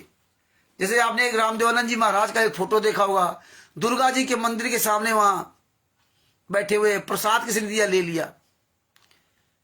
तो सुदर्शन सुपज महाराज परमात्मा थे ना, वो गए थे पांडवों की यज्ञ में भोजन किया जाकर, वहां क्यों किया? क्योंकि उनका भोजन से मतलब नहीं है। लेकिन आप सब लोग इन्हीं बातों को लेकर के लगे रहोगे, उनका भोजन से मतलब नहीं, वो योगी हैं। बहुत ज्ञान सुनाया हमारे गुरुजी ने, लेकिन हम आप लोग ज्ञान कम बकवास जाता है राष्ट्रीय समाज सेवा गुंडों पर, हम एक दूसरे पर। गुरुजी ने इसीलिए बरवाल आश्रम में कहा था कि यहां आप आते हो एक दूसरे से यारी जोड़ने लगते हो, यारी मत जोड़ो, है यारी मत जोड़ो। गुरु खुद काल के जाल में नहीं है। गुरु जी तो केवल वो जो वचनबद्ध है ना, हमारे आपके वजह से ना वो तकलीफ है। बाकी गुरु काल के जाल में नहीं है। गुरु तो काल के जाल से पार हो गए। वो तो कबीर साहब को भी बावन यात्राएं दी गई थी, उन्हें तो गुरु जी तो सार नाम सार शब्द सब मिल गया। अच्छा, सोजत आश्रम में महेंद्र आया था, तो आएंगे सब चोरी चोरी खाएंगे, सब गुंडे हैं। खैर कोई बात नहीं, आगे अपनी बात रखता हूं। ये मतलब जो है कि सोचो कि जो कहते हैं बरवाला आश्रम के अंदर गुरुजी थे, तो बताया क्यों नहीं? बताया तो सत्संग के माध्यम से था, लेकिन इन बातों को लोग अभी भी आप जगत की तरह ट्रीट करते हैं। आप एक भगत हैं। गुरुजी ने कहा था कि काल से मेरा अनुबंध है, जो सतगुरु से ने पहचाने पाया अटल सुहागरे। सत्संग के माध्यम से आप स्वयं गलत और सही का निर्णय लें। आप निर्णय लें सत्संग के माध्यम से। इसलिए परमात्मा ने सत्संग स्पष्ट कहा था। ये वीडियो सब परमात्मा से बाद में 2014 कांड के बाद इस परमात्मा ने वीडियो आप सब लोगों द्वारा दिलवाए, वो आप सब लोग पास भेजे भी हमने। तो देखिए इसमें क्या लिखा। ये चीजें इसलिए बताना जरूरी है कि कल को कोई आपको कह दे कि नहीं देखो घंटा घड़ियाल तो गुरुजी बजाते थे, आप लोग क्यों नहीं बजाते, तो आप लोग भी सोचो हाँ यार बात सही है। तो यही होता है कि हम अपने गुरु के वचन को, गुरु के मर्यादाओं को न ध्यान कर दूसरी की बातों में ज्यादा हम विश्वास कर लेते हैं। कल कहा कि भोग लगने के समय वे लोग घंटा तथा शंख बजाया करते थे। जब गुरुदेव जी ने दास को मार्च 1994 ईस्वी को नाम दीक्षा देने की जिम्मेदारी दी, जब गुरुदेव जी ने, स्वामी रामदेवानंद जी महाराज ने जब संत रामपाल जी महाराज को नाम दीक्षा देने की जिम्मेदारी दी,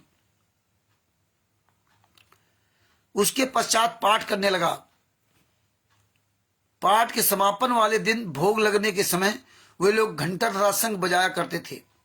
ये जिम्मेदारी दी, उसके पश्चात पाठ करने लगा। उसी प्रकार केवल पाठ के समापन पर भोग के समय घंटा तथा शंख बजाया करता था तथा 7 ज्योत जलाकर भोग के समय की आरती करता था। मतलब संत रामपाल जी महाराज बता रहे हैं कि जैसे स्वामी रामदेवानंद जी महाराज कहीं जाते थे पाठ आठ करने के लिए, या हमें भेजते थे या हम भी साथ में जाते थे, तो वहां देखते थे कि उस समय भोग आरती के समय या पाठ खत्म होने के समय शंख और घंटा घड़ियाल वहां सब बजाते थे और 7 ज्योत जलाकर भोग के समय आरती करते थे। भोग लगने समय आरती में 7 या 11 ज्योत तक जलाई जाती थी। 7 या 11 ज्योतियां उसमें जलाई जाती थी। अधिकतर 7 ज्योत ही लगाते हैं। संध्या आरती में केवल 1 ज्योत ही जलाई जाती है, जो प्रारंभ से ही 1 ज्योत दास जलाता रहा। अब भी 1 ज्योति जलाई जाती है। आरती में दास ने कभी शंख व घंटा नहीं बजाया। क्यों नहीं बजाया? ना मेरे गुरुदेव जी बजाया करते थे, वे भी 1 ही ज्योति आरती में जलाया करते थे। दिसंबर 1996 तक पाठ का भोग लगने के समय घंटा शंख बजाया जाता रहा। दिसंबर 1996 तक। सन 1996 में 13 दिसंबर से 19 दिसंबर तक प्रथम खुला पाठ किया। दास ने अमर ग्रंथ की वाणी का सरलार्थ करके समझाया। ये गरीबदास पंथ का पहला अनुष्ठान था। उस समागम में पूज्य गुरुदेव जी अचानक आए थे। स्वामी रामदेव जी अचानक आए थे। जैसा कि पूर्व बताया है, मेरे गुरुदेव जी की आयु अधिक हो चुकी थी। वे पाठ भी नहीं करते थे। पंजाब आश्रम में भक्तजन वर्ष में एक बार उनका जन्मदिन मनाया करते थे। मतलब उनका जन्मदिन मनाते थे, स्वामी रामदेव जी महाराज का मनाया करते थे। उस पर 3 दिन का पाठ वे स्वयं भक्तजन ही किया करते थे। जन्मदिन मनाते तो पाठ आठ भक्तजन किया करते थे। स्वामी रामदेव जी महाराज पाठ नहीं करते थे।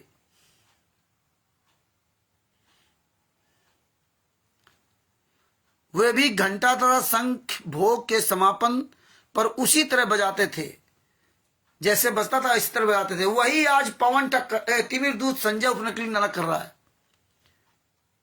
तिमिर दूत उपनकली नाटक कर रहा है। तो राष्ट्रीय सभा सेवा समिति गुंडों ने अपने अपने मतलब की बात अलग अलग फिट करते रहे कि लोग किस तरह यहां से, लेकिन ये हमारे आपके लिए फायदे वाली बात आ गई। ये सब जानकारी परमात्मा ने दी, किसी के द्वारा कैसे घुमा फिरा करके।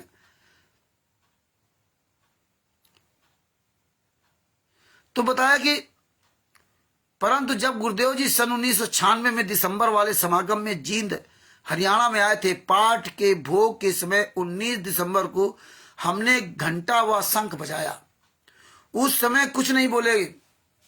जब घंटा व शंख बज रहा था उस समय कुछ नहीं बोले। बाद में कहा कि आगे से घंटा व शंख नहीं बजाना। आगे से घंटा व शंख नहीं बजाना अपने शिष्य को आदेश दिया, जिसको नाम दीक्षा देने का अधिकार दे दिया था, सत्संग सुनाने का, भोग पाठ सब करने का अधिकार दे दिया था, उनको बताया आगे से घंटा व शंख नहीं बजाना। तेरा मार्ग भिन्न है, मतलब अलग है। ये काल की पूजा का प्रतीक है। जब शतलोक को जाओगे तो मार्ग में सहस्त्रकमल यानी कि काल निरंजन के लोग में घंटा तथा शंख असंख्य अखंड बजता रहता है। मतलब रास्ते में जब जाओगे तो ये इनका संग काल का जो है ना असंग अखंड बजता रहता है। यदि यहां पर भी ये क्रिया करते रहे, अगर आप ये गाना म्यूजिक सुनते हो, शंख घंटा घड़ियाल बजाते हो, तो आपका ध्यान उसी में जाएगा, हाँ घंटा चाहिए। आपको इस संसार की सारी चीजों से मोह त्यागना है, किसी भी व्यक्ति का मोह नहीं रखना है। ये तो परमात्मा ने मैं आपको समझाया अच्छी तरह से। तो यदि यहां पर भी ये क्रिया करते रहे तो जाते समय काल की ओर खींचे चले जाओगे। इसलिए घंटा तथा शंख नहीं बजाना है। मेरे आश्रम में जो भोग पर घंटा व शंख बजता था, यह मेरा आदेश नहीं था। यानी कि स्वामी रामदेवानंद जी महाराज के भी आश्रम में जो लोग बड़े बड़े भगत नजर आते थे, वो सब अपनी मर्जी से शंख और घंटा बजाते थे। गुरु जी का आदेश नहीं था स्वामी रामदेव जी। यही हाल सतलोक आश्रम बरवाला में था, करोथा में था, कि संत रामपाल जी महाराज का आदेश जो नहीं था वो ये सब काम करते रहे। आगे लिखा, वे भक्त तत्व ज्ञान को समझने में रुचि नहीं रखते थे। स्वामी रामदेवानंद जी के बारे में लिखा कि वह भगत तत्व ज्ञान समझने में रुचि नहीं रखते थे, इसलिए उनको मना नहीं किया। वे पार होने वाले नहीं हैं। तेरे से दीक्षा लेना भी मान बढ़ाई के कारण उचित नहीं समझते। ये फिर कभी मानव जन्म प्राप्त करेंगे तब परमात्मा कृपा कर सकते हैं। मतलब अब ये तेरे से भी नाम दीक्षा नहीं लेंगे, क्योंकि इनके अंदर मान बढ़ाई घुस गई कि यार हम इतने पुराने, हम इतने बड़े हैं, हमसे क्यों नहीं, हमको क्यों नहीं अधिकार दिया। 6 साल वाले संत रामपाल जी महाराज क्यों अधिकार दे दिया। यही हाल मान बढ़ाई वाले गुंडे जो सतलोक आश्रम बरवाला के अंदर करते थे, और इन्हीं चीजों में भगत समाज फंसता था। यही संग घड़ियाल घंटा स्वामी रामदेवानंद जी महाराज के सारे शिष्यों को बर्बाद कर दिया। स्वामी रामदेवानंद जी महाराज ज्ञान सुनाते थे, घंटा घड़ियाल नहीं बजाना, ये काल का वो है, लेकिन ये लोग घंटा घड़ियाल बजाते थे। संत रामपाल जी महाराज ने कहा किसी से भीख नहीं मांगना, ये लोग दान पाठ दशवांश का पैसा मांगते हैं। संत रामपाल जी महाराज ने कहा बताया किसी नेता के तलवे नहीं चाटना, लेकिन ये लोग नेता मंत्रियों के सब तलवे चाट रहे हैं। सब कुछ जो भी संत रामपाल जी ने बताया उसके विपरीत सब काम कर रहे हैं, और संगत भी इन गुंडों का खुलकर सहयोग कर रही है। पवन टक, संजय टक जैसे सब गद्दारों का, सब भूल गए योगी बनना। अरे योगी बनोगे तो पार होगे, भोगी बनोगे तो पार नहीं होगे। लेकिन लोगों को भोग क्रिया बहुत पसंद है। पवन टक कहता है कि शादी करके शादी मत करो, संभोग क्रिया जो करेगा वो भगत नहीं है। भोग क्रियाएं तो बहुत प्रकार की हैं, और सबसे बड़ी भोग क्रिया जो ये लूट के खा रहा है, इससे बड़ी भोग क्रिया क्या है। संत रामपाल जी महाराज ने इसलिए बताया कि संसार की हर एक चीज का परमात्मा हमें आपको सबका दिखाता है, सबका समझाता है, फिर आपका उससे घृणा हो जाएगी। और परमेश्वर बताया क्या कि अगर आप लड्डू, जलेबी, बर्फी, काजू, बादाम, किशमिश खाते रहे और जिंदगी में कभी आपने गुड़ नहीं खाया, और किसी ने बड़ी गुड़ की तारीफ कर दी, और गुड़ तो बहुत अच्छा होता, काजू बादाम किशमिश सब फेल है, तो आपके अंदर मन में इच्छा चलेगी यार गुड़ यार खाना चाहिए, तो तुम्हारा दिमाग गुड़ में लग गया। तो परमेश्वर ने कहा गुड़ भी खा लो, सब ले लो। जब सबका स्वाद रखोगे फिर तुम्हारा यहाँ संसार की मोह ममता में नहीं फंसेगा, पता चल जाएगा ये सब फसोड़े वाले काम है। तो इसलिए भगत भाइयों, परमेश्वर ने जो जो बताया बरवाला आश्रम के अंदर, जो जो ज्ञान सुनाया, उसके ठीक उल्टा काम करते रहे। संत रामपाल जी महाराज सुनाते रहे गीता अध्याय नंबर 34, और हम करते रहे अपनी मनमानी। संत रामपाल जी महाराज नित्य नेम रामायणी संध्या आरती सुनाते रहे, शिष्य की अधीनता आप लोग पढ़ते रहे, वो रट्टा लगाते लगाते पूरी जिंदगी आपकी बीत गई। अभी भी बहुत भगत है जो सुबह दोपहर शाम बड़े नियम से नित्य बड़ी संध्या आरती करते बैठ करके ना, अपने गुरु के एक वचन पे नहीं चलते कि गुरु ने कहा कि जो उसमें बोला है वो आपको करना है। नित्यनेम रवेड़ी संध्या आरती अपने घर में चलने दो, खाना खाते, पानी पोछा लगाते, बर्तन साफ करते, काम करते करते अपना सुनते रहो वाणी। तो ये आप अपने गुरु के एक एक वचन पर विचार करो, फिर उस पर चलो। आगे क्या लिखा? दास ने उसके पश्चात पूज गुरुदेव की आज्ञा का पालन करना शुरू कर दिया। संजय साकट सब क्रिया मेरे रामपाल दास से विपरीत मनमाना आचरण कर रहा है। तो इसमें तो संजय साकट हो गया, लेकिन आज गुरु जी स्वयं अपने भक्तों से बात करने के लिए टाइम नहीं है। और जिसको बताया था मेरे तो बेटा बेटी 4 संतानें थी, मार डाला था, जिंदा मर गए थे, जीवित है फिर भी उनको मृत घोषित कर दिया था संत रामपाल जी महाराज ने कि मेरे बेटा बेटी 4 संतानें थी का मतलब वो मर गए, अब नहीं है। अब आज उनको जीवित कर दिया संत रामपाल जी महाराज ने। तो ये दोगलागिरी इन गुंडों ने लिखा, कुछ सच कुछ झूठ। तो परमेश्वर ने हमें इन्हीं के द्वारा सब सच्चाई बतवाई। जैसे सारे धर्म है, हिंदू मुसलमान सिख ईसाई, चारों वेद कुरान बाइबल गुरु ग्रंथ साहिब उन्हीं के द्वारा लिखवाया और उन्हीं की पोल उससे परमात्मा ने खुलवाई। इसलिए वो जवाब नहीं दे सकते कि वेद भाई तुमने लिखे, तुमने पढ़ा और क्रिया तुम गलत किया। यही आज राष्ट्रीय सभा सेवा गुंडों का है, पवन टक, संजय टक का, इनके साथ लगी संगत का परमेश्वर ने खुलासा किया कि गुरु ने ज्ञान क्या दिया और आज आप क्रिया क्या कर रहे हो। अभी गुरु है इस पृथ्वी पर, हमारा गुरु कोई चला नहीं गया संसार से। अरे गुरु है और गुरु के रहते सहते मतलब एक स्त्री का पति जिंदा है और फिर भी वो तमाम पति बना लिया, पवन टक पति, संजय पति, और आप वैसे कहते हो हमारा पति, तो वैसे तो सब है, हैं? तो ये हालात है। गुरु जिंदा गुरु इस पृथ्वी पर विराजमान है, लेकिन सबके अंदर हया शर्म खत्म हो गई कि यार मैं कर क्या रहा हूं, मैं कर क्या रहा हूं। जब गुरु जी कभी भी जेल से बाहर आएंगे तो क्या कहेंगे? इसका मतलब यह है कि पवन टक, संजय टक, मैनन आरएसएस, ये तीनों लोग मिले हुए हैं। तीनों लोग अच्छी तरह जानते हैं कि संत रामपाल जी महाराज अब कभी भी जिंदगी में जेल बाहर नहीं आएंगे, अंदर ही वो मरेंगे, खपेंगे, कटेंगे, जो भी होगा। इनके अंदर ये भाव है। ये आपने सोचना कि रामचंद्र कैसे बोल रहा उल्टी साथ, लेकिन इनके अंदर ये भाव है। इसलिए आज देखिए इन्होंने, इनके सबके भाव बदल गए। किसी को शर्म नहीं है, सब बेहया बेशर्म हो गए। इसलिए आप सब लोगों को अब ठोस बातें लेके चलनी होंगी, ठोस पड़ाव पे पहुंचना होगा। अब अनावश्यक इन गुंडों के जो चमचों के साथ अपना चोचो करने का समय अब खत्म हो गया। बहुत साल तक हमने चोचो कर ली। अब आप समाज में सबूत भेजते रहो, भेजते रहो। और वीरेंद्र का तो खास तौर, ये जो वीरेंद्र और अन्य जो नेताओं मंत्रियों के साथ, इनका तो जम करके वायरल करो। आगे क्या लिखा है?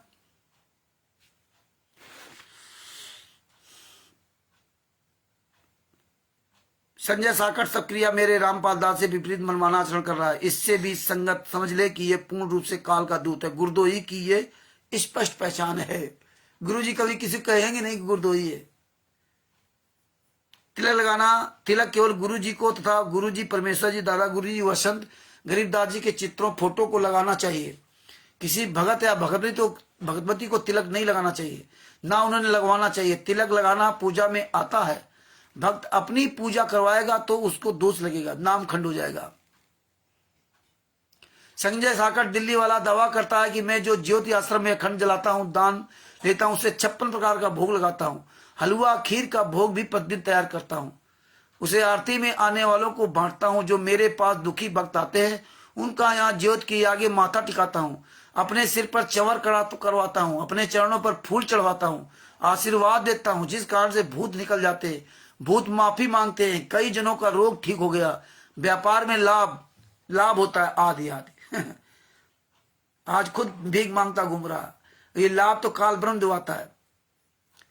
आगे क्या लिखा है? इस दास पर रामपाल दास का तर्क ये है, पाठकों ने पढ़ा कि मेहंदीपुर बालाजी धाम, ये दुनिया कहानी इसमें लिखी है। आगे नीचे सबसे नीचे आता हूं। ये दास रामपाल दास राजस्थान प्रांत में चुरू जिले के गांव सालासर में बने छोटे से हनुमान मंदिर में जाया करता था। उस मंदिर के बनने की भी यही कथा है जैसे मेहंदीपुर में। तो ये सब उन्होंने बताया कि मैं जाता था। दास रामपाल दास का ये बताना चाहता हूं, ये 27 पेज नंबर कि कैंसर से भयंकर दीर्घ रोग जन्म मरण का है। कैंसर से भयंकर दीर्घ रोग है जन्म मरण का। जन्म मरण का रोग वर्तमान में मुझ दास के बिना ठीक नहीं हो सकता, चाहे विश्व में सब स्थानों पर जो जलवा दो। संजय साकट का से वही दिया है। फिर नीचे दिया, ये पेज नंबर 28 है। मेरी रामपाल दास की आज्ञा से कभी, हाँ अब यहां देखो, देखिए ये दोगलापन। इसीलिए आप लोगों से कहा कि इसको ध्यान से सुनना, ये 4-5 दिन का चैप्टर रहेगा। सचभूषण जी को सत साहेब जय हो बंदी छोड़ की। इसमें क्या कहा? मेरी पेज नंबर 28 है, जब जब भूल पड़े ना हो पुस्तक। ये पुस्तकें आपको हमें सबको सुरक्षित रखनी पड़ेंगी।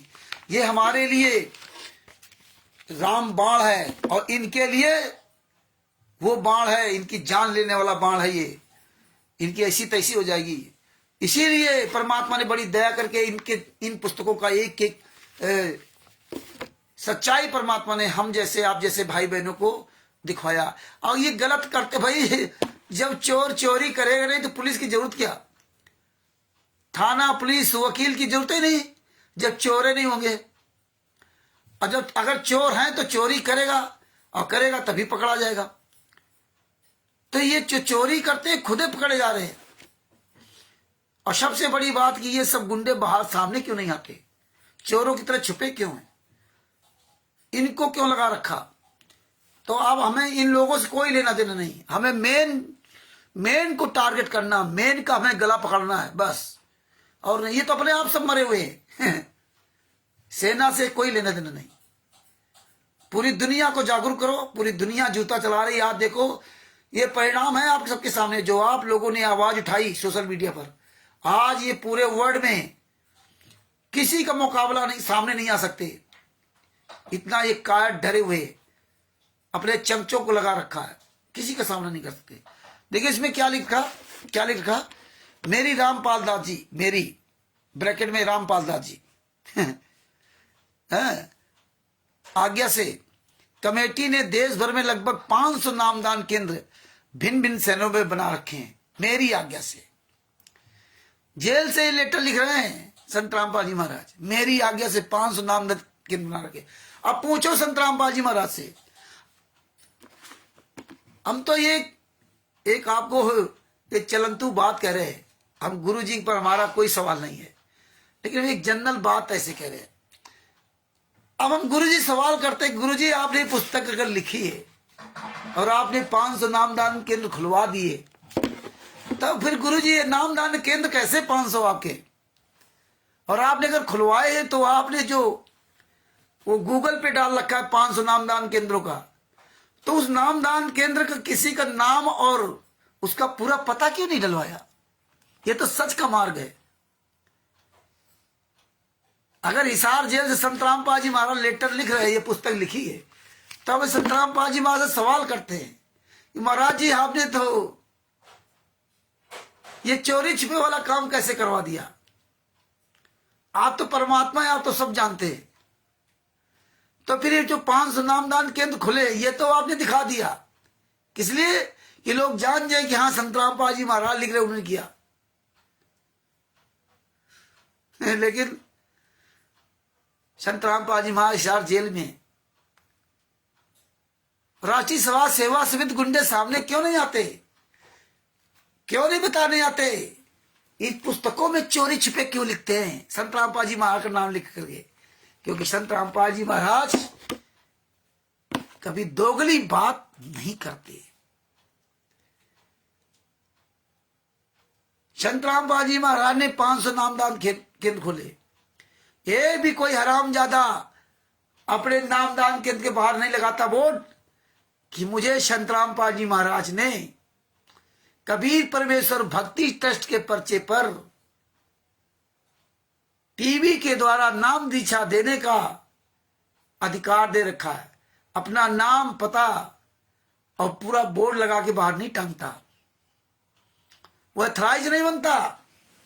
और फिर महाराज जी जब आपने नामदान देने का आदेश दे दिया, जब संत रामपाल जी महाराज के आदेश से 500 नामदान केंद्र खुले, तो फिर आप ये बताइए कि 500 नामदान केंद्र जो चल रहे हैं वहां पे तो कबीर परमेश्वर भक्ति तट सतलोक आश्रम बरवाला से लिखा जाता है। तो ऐसी दोगलागिरी कैसी? आप किसी साहब की बात नहीं मानते, और आपने अगर ये लेटर लिखा तो आप ये क्या करवा रहे हैं? लेकिन मेरे गुरुजी ऐसा कभी काम न किया है, न कभी करते, न करेंगे। उनको क्या लालच है? उनको तो सतनाम सार नाम सार शब्द मिल गया था, सब कुछ मिल गया है। अब वो तो ये शरीर मिट्टी है, जैसे वो बताया था ना कि जब वो आया था सार नाम ने की तो ऊपर से कूड़ा डाल दिया, फिर दोबारा दूसरा कूड़ा डाला गया, जब तीसरी बार पता नहीं क्या जब आया जब कहा ये तो मिट्टी पर मिट्टी डाल दिया। तो संत रामपाल जी वहां के शरीर तो मिट्टी है, तुम उस मिट्टी को क्या कर सकते? तो ये देखिए संत रामपाल जी वहां का नाम लिख करके पूरी दुनिया को दिखाना चाहते कि जो 500 केंद्र खुले हैं वो संत रामपाल जी वहां के आदेश से खुले हैं। लेकिन ये पुस्तक इतनी काम की है, अब ये पूरी दुनिया जानेगी कि अगर 500 केंद्र राम संत रामपाल जी महाराज ने खुलवाए, तभी भी ये लोग अपने यहाँ क्यों नहीं लिखते, बोर्ड टांगते हैं? क्यों नहीं गर्व से बताते कि मुझे संत रामपाल जी महाराज आदेश दिया? जिस तरह संत रामपाल जी महाराज कहते हैं कि मुझे मैं स्वामी राम देवानंद जी महाराज ने सबके सामने मुझे आदेश दिया था नाम दीक्षा देने का, कि आज के बाद ये सबका गुरु रहेगा।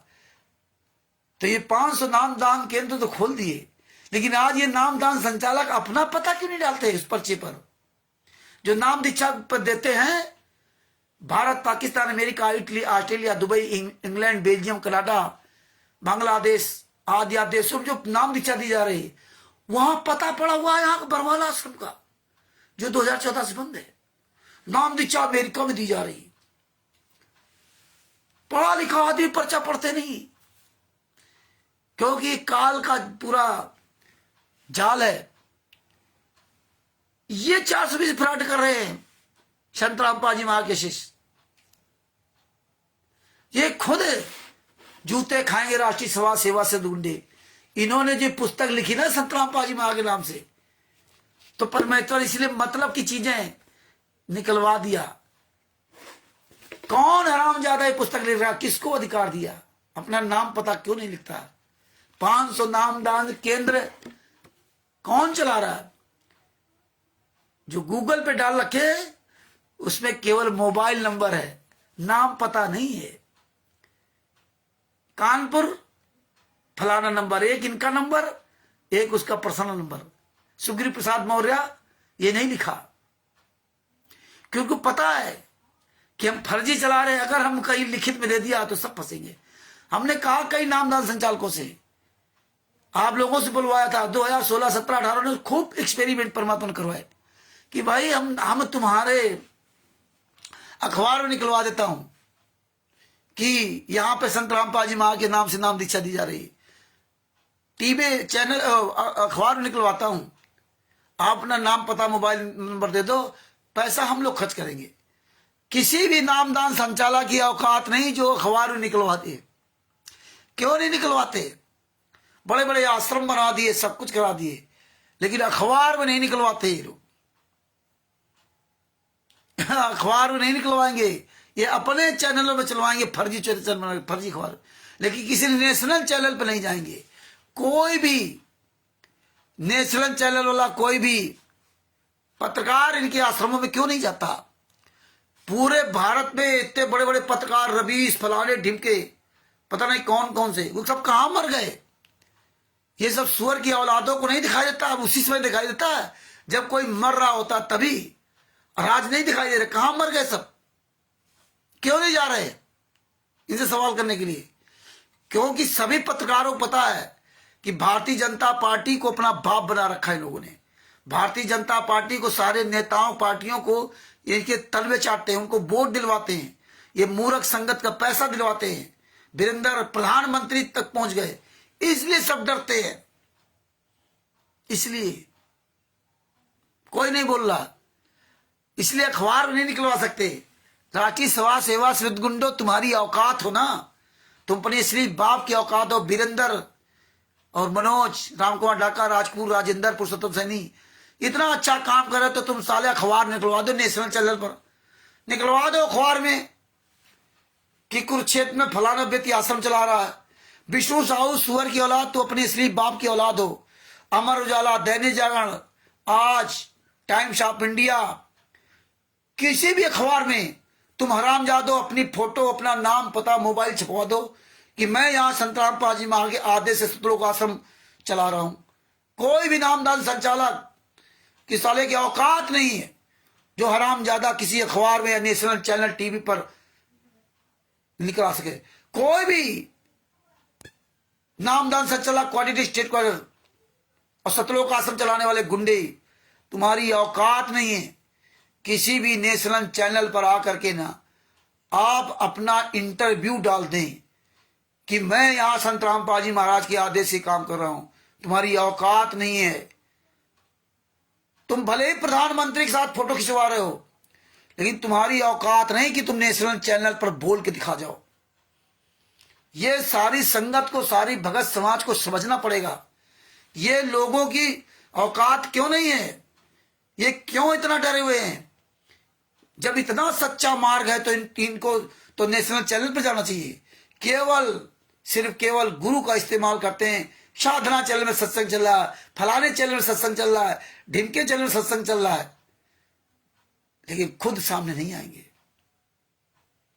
ये हालात है। दूसरे के माध्यम से करेंगे, फलाने गौशाला में इतना दान दिया, फलाने जाट को इतना दान दिया, ये सब करेंगे, लेकिन ये नहीं करेंगे कि मैं यहां संत रामपाल जी में आगे आदेश से सतलोक आश्रम धराना चला रहा हूं। यहां इतनी सारी व्यवस्थाएं हैं, स्टेडियम इतना बड़ा आश्रम, भव्य आश्रम, किसी भी नेशनल चैनल में, अखबार में नहीं आता। कोई भी पत्रकार, इनके यहाँ मीडिया वाला इससे सवाल नहीं करने जाता। ये विचार करना पड़ेगा आप सब लोगों को, ये गहराई से समझो।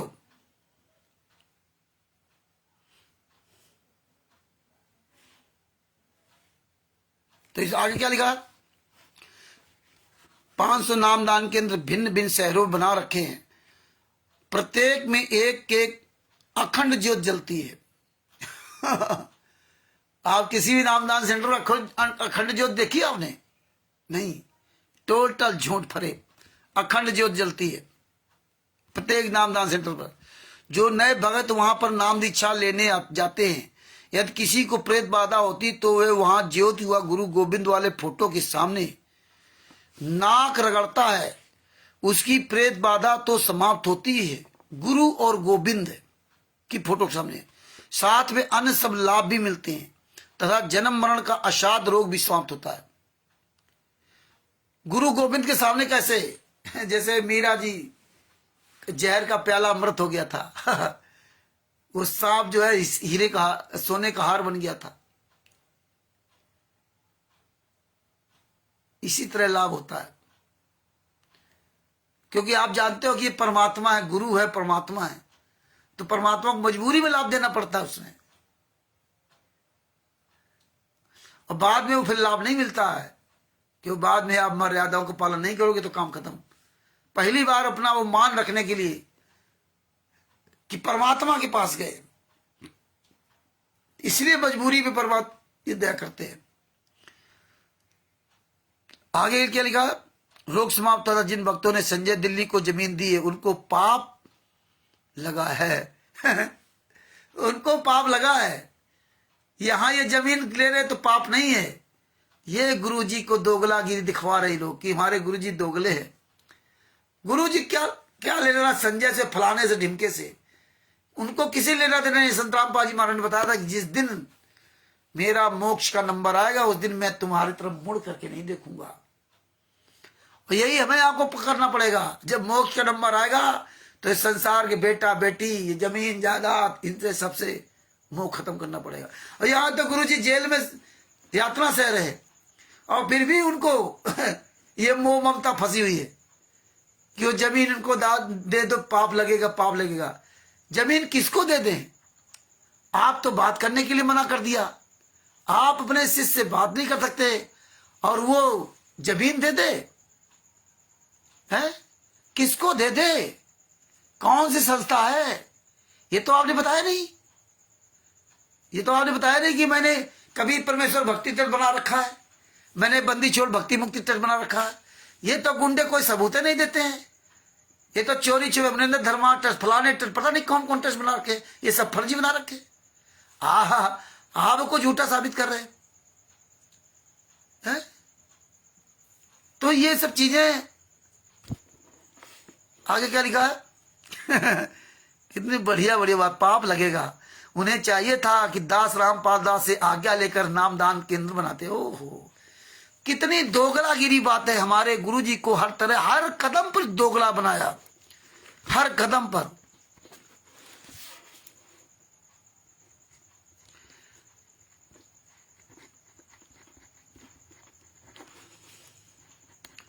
अब देखो, उधर तो गुरुजी बात नहीं करते। जब उसने भगत ने कहा कि मेरी गुरुजी से बात करो, तब गुरुजी ने मना कर दिया कि मैं बात नहीं करूंगा, मेरे पास टाइम नहीं है। और यहां क्या लिख रहे हैं? कि उन्हें चाहिए था कि दास रामपाल दास से आज्ञा लेकर नामदान केंद्र बनाते। बताइए, अब जो तुमसे आज्ञा लेना चाहता था तुम बात नहीं करते, और यहां कहते हो मुझे आज्ञा लेना चाहिए। तो ये सब चीजें भगत जी इन्होंने जिसमें खिचड़ी पकाई है। तो एक आम आदमी जो पढ़ेगा तो वो आम आदमी वाली भाषा बोलेगा। ये जगत से भी बदतर नीच भाषाओं का इस्तेमाल किया। नीच का मतलब नहीं कि इसमें गाली गलौज, नीच का मतलब जो नहीं करना चाहिए वो सब में किया। हमें तो इस संसार की चीजें छुड़ाते हैं, और संत रामपाल जी महाराज का नाम ले करके ना, ये हमेशा हर जगह गुरु जी का नाम, अपने बारे में कुछ नहीं। और गुरु जी को ही दोगला साबित कर रहे हैं, क्योंकि आम पब्लिक तो पढ़ती नहीं है। वो तो अपने मतलब की पढ़ती चली गई, ऐसे रख दिया, काम खत्म। लेकिन परमात्मा ने इसीलिए ये हम लोगों को दिखवाया कि पढ़ बेटा, फिर चढ़ा इन हराम जादों पर जूता। क्योंकि बातों लातों के भूत बातों से नहीं मानते। आगे क्या लिखा? क्या बात है। धन्य जब जब भूल पड़े ना हो। पुस्तक के पेज नंबर 28। उन्हें चाहिए था कि रामपाल दास से आज्ञा लेकर नामदान केंद्र बनाते। उसमें दास अपने विश्वास का भगत रखता। ओहो, अपने विश्वास का भगत रखता। जो इनसे बात करना चाहता था उससे बात नहीं करेंगे। और जो इनको जमीन दे रहा है, गुरु जी से बात करना चाहता है कि हाँ बात हो जाए तो हम 1 एकड़ जमीन दे दूं गुरु जी को, वो देना चाहता है, गुरु जी बात नहीं करेंगे। और जो अपनी जमीन दे रहा है उससे बड़ा विश्वासपात्र कौन होगा? तो मेरे विश्वास पात्र है, मतलब वो विश्वास पात्र नहीं है जो जमीन दे रहा गुरु जी को। शुअर की लादो राष्ट्रीय सभा सेवा सहित गुंडो, मेरे नाम से खूब बनाओ वीडियो, बहुत अच्छा काम कर रहे हो। हमारे खिलाफ, शशभूषण जी खिलाफ, ज्ञान नंबर 7 का 20 नाम पुस्तक का बड़ा अच्छा काम कर रहे हो, बहुत बढ़िया। एक कोई वीडियो बना दिया कि रामचंद्र को पता नहीं क्या राष्ट्रीय सभा सेवा समिति के खिलाफ बोलने के लिए 40,000 रुपए प्रति महीना मिल रहा, नाच रहे हैं। और बनाओ वीडियो, कम से कम आप लोग मेरा प्रचार कर रहे हो अच्छी तरह से ना, बहुत बढ़िया। लोग जानेंगे तो कम से कम, जो नहीं जानते थे वो भी जानने लगे रामचंद्र कौन है। जो ये गुंडे वीडियो बना डालते हैं बहुत अच्छा काम करते हैं भगत भाइयों, बहुत अच्छा काम करते हैं। जो इनके साथ लगी लाखों की संगत है वो कम से कम जान गई कि रामचंद्र कानपुर वाला फलाना, शशभूषण जी फलाना। बहुत से लोग जिन्हें चोरी छिपे जो ग्रुप बना रखे, जहां राम वीडियो ना देखना, बहुत से लोग तो जानते नहीं रामचंद्र कौन भला। आज कम से कम पूरे वर्ल्ड में सब जानने तो लगे। ये 2-3 वीडियो डाल करके परमेश्वर की दया से उन सब भक्तों की पहचान बनवा दी। अब सबके अंदर जिज्ञासा होगी, ये परमेश्वर की दया भगत जी। ये पॉइंट है, संजय टक को कोई नहीं जानता था, इन्हीं लोगों ने प्रचार किया गुरुद्रोही होगा, गुरुद्रोही होगा, गुरुद्रोही। जब कोई नहीं जानता था तो सब इसको जानने लगे, पवन संजय को। ऐसे उसका प्रचार हुआ, और ऐसे ही प्रचार हमारा कर रहे हैं। और आज तो पूरी दुनिया जान रही है। और हमारे बारे में बोलेंगे क्या? हुआ भाई बोलेंगे, हम तो सबूत देते हैं, सबूत दे नहीं सकते। और सब धीरे धीरे संगत अपने आप समझ आएगी। तो ये बहुत अच्छी बात है। आप सब लोग और तेजी से सेवा करना शुरू कर दो, जिसमें और आप सब लोगों के खिलाफ बोलने शुरू कर दें। खूब पीला प्रचार डाले, गुरदोई फलाने गुरदोई, रोज एक वीडियो बना डालें ये लोग। हम तो यही कहेंगे, हे बंदी छोड़, रोज हमारे जितने भी परमात्मा के जितने भी आंदोलनकारी भाई बहन हैं, इनका नाम ले लेके खूब इनकी वीडियो बना डालें। खूब हर तरह की वीडियो डाले, रामचंद्र पैसा ले रहा, सदभूषण जी पैसा ले रहे, ये कर रहे, वो कर रहे, इससे लूटा उससे लूटा, खूब वीडियो डाले। ये जितना मर्जी आए, कम से कम वो भगत सब समझ जाएंगे यार, हाँ। लेकिन जब देखे कोई सबूता नहीं है, तो एक दिन धीरे धीरे सब बदलेंगे। ये परमेश्वर की जो लीला है ना, ये आम आदमी नहीं समझ सकता, हम आप नहीं समझ सकते। तो ये हालात है। आगे क्या लिखा? विश्वास पात्रता, जो प्रत्येक मर्यादा का पालन करता, जो 5 महिला एक बच्चे की हत्या करता, जो बलात्कार करता, जो दान पाठ दशवांश का पैसा लेता, जो नेताओं को, भारतीय जनता पार्टी के नेताओं को, अन्य नेताओं को अपना बाप बना लेता, अपने बाप को छोड़ करके ना। भारतीय जनता पार्टी नेताओं का दामाद की तरह स्वागत करना, हरामजादे। देख लो वहां अयोध्या में, राम जन्मभूमि में, ये भक्तों के पैसे सब ऐसी तैसी कर दी। राम जन्मभूमि में VIP कुर्सियां बना करके तमाकू, मसाला, बीड़ी, सिगरेट चबाने वालों को VIP 56 भोग खिलवा रहे, तुम्हारे दान पाठ दशवांश के पैसे से। मर जाओ साले चुल्लू भर पानी डूब के हरामजादो। सारे नीच काम करने में महारत हासिल कर लिया, और भगत समाज को तो कहने क्या। आए थे योगी बनने के लिए, हो गए भोगी, अपने कर्म खराब कर डाले। आगे क्या लिखा? जो जमीन दे वो विश्वास पात्र नहीं है। जो गुरु जी से डायरेक्ट बात करने के लिए कहे तो गुरु जी मना कर देंगे, और फिर कहते हैं दास से आज्ञा ले लेता। बताइए, आप बात करना नहीं चाहते हो, और फिर कह रहे हो आज्ञा ले लेता। आगे क्या लिखा?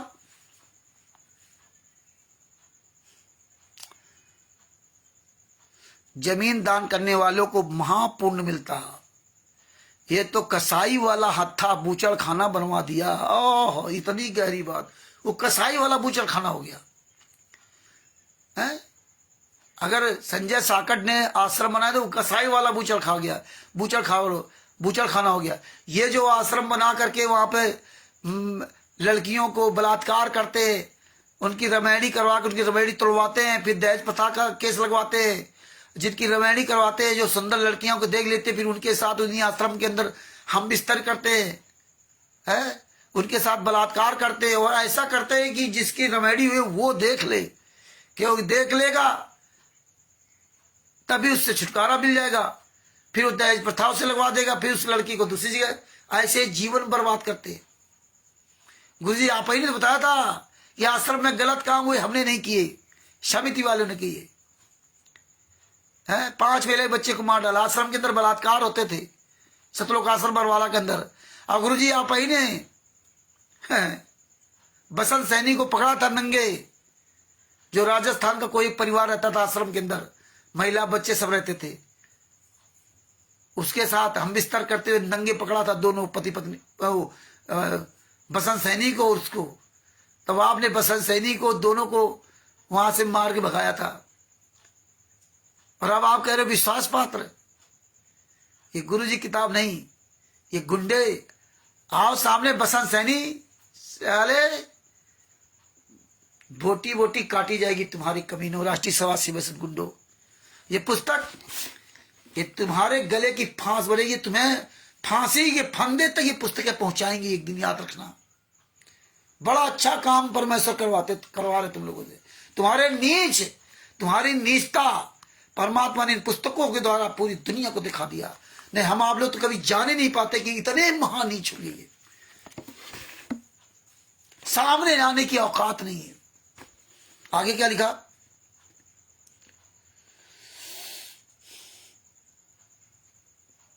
बूचड़ खाना बनवा दिया, कोरा पाप मोल ले लिया। जमीन देने वाले भक्तों को मृत्यु के बाद भी इस स्थान का पाप लगता रहेगा। जब तक ये हत्था चलता रहेगा, वह पाप इनकी किस्मत में चित्रगुप्त के पास लिखा जाता रहेगा। यदि ये भक्त रामपाल दास की आज्ञा से केवल नामदान के लिए जमीन दे देते तो इनको मृत्यु के उपरांत भी पुण्य लाभ मिलता रहता, जब तक ये कल्याण केंद्र चलता रहता। ओहो दास से आदेश लेकर के ना, महात्मा की सब संत रामपाल जी महाराज से आदेश लेकर के बने हुए हैं। तो आदेश बरवली नहीं होता, आदेश लिखित में होता है। और आप तो बातें नहीं करना चाहते हैं। तो हमारे गुरु जी इतने कायर थोड़े ही है कि उन्हें शिष्य से बात नहीं करें। राष्ट्रीय सभा सेवा समिति गुंडो, तुम्हारी चाल परमेश्वर अपने बच्चों को अच्छी तरह समझा रहे हैं।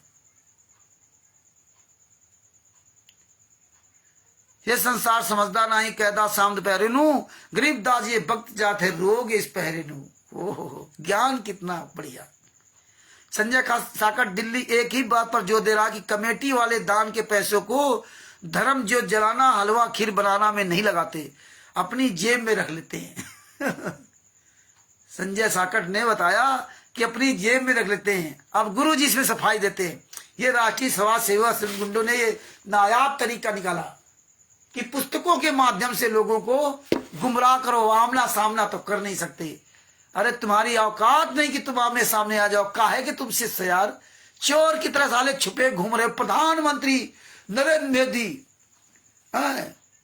जो नाली के गैस से चाय बना के बेचता था, इतना बड़ा महाज्ञानी भारत का प्रधानमंत्री जो सबके खाते में 15-15 लाख रुपए भिजवा दिए।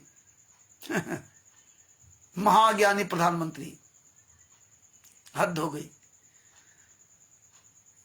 तो तुम कितने महाज्ञानी हो। असंख्य ब्रह्मांडों मालिक, असंख्य ब्रह्मांडों के मालिक के का पुत्र बनकर के साले कुपुत्र बन गया।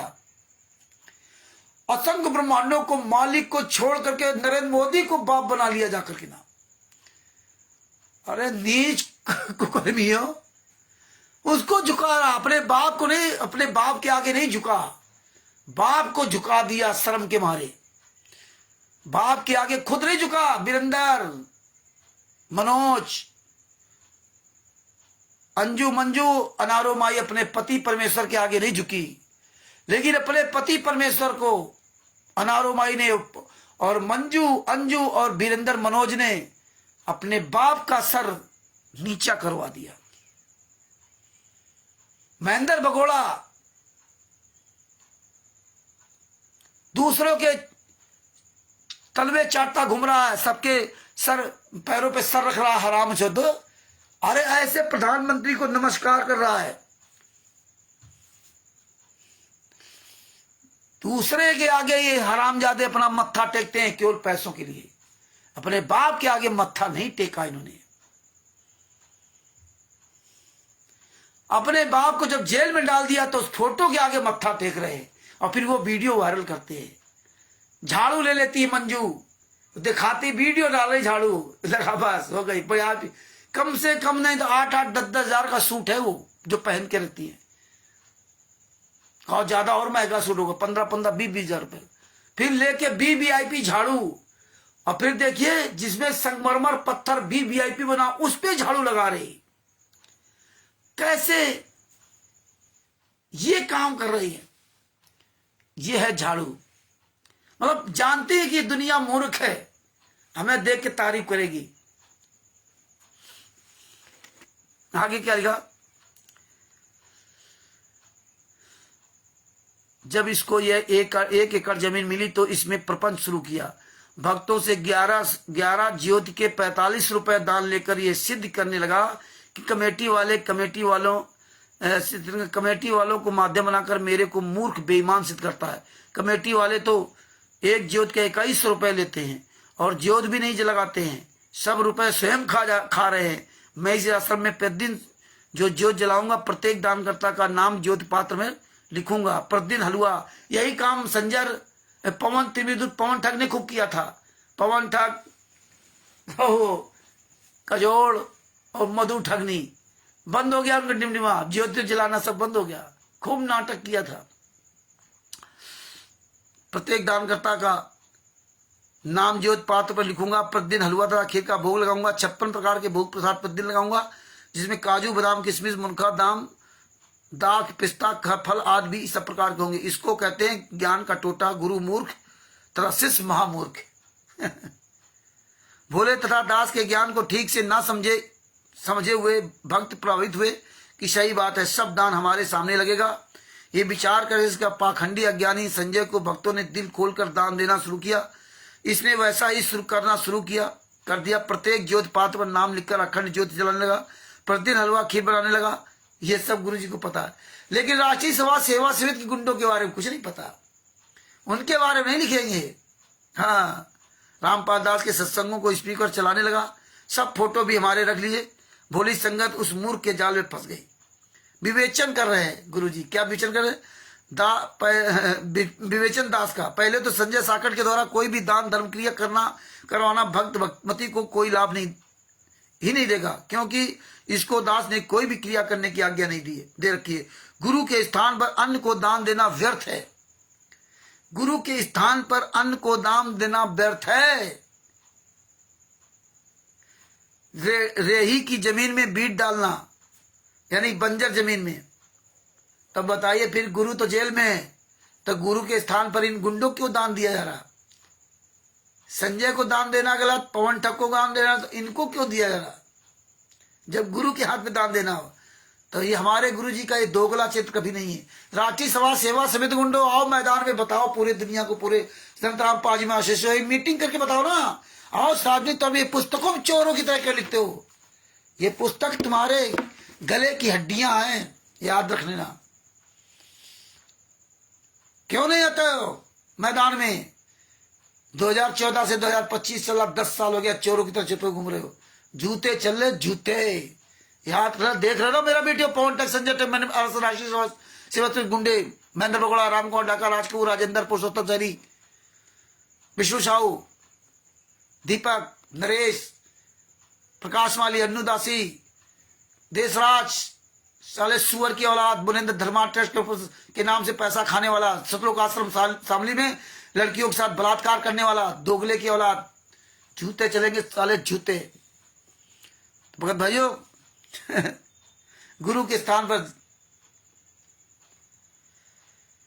ये आप भक्तजन सत्संग में बहुत बार सुनते रहे हो। इस पाखंडी के मूर्खता वाले यानी सास विधि त्याग कर मनवाने आचरण करने से तो क्या लाभ मिलेगा? आपको बताता हूं कि सतयुग में राजा, वो सब दुनिया कहानी इसमें लिखी हुई है। तो आप ये समझ लीजिए कि गुरु को दान दो, संजय को दान न दो, पवन को दान न दो, राष्ट्रीय सभा सेवा समिति को दान दो।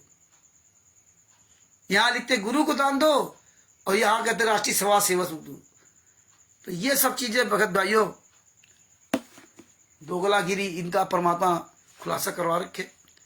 तो आज ये पेज नंबर 28 तक परमात्मा ने खुलासा करवाया। तो ये विधिवत आप ढंग से समझो, सुनो। आप केवल ये नहीं,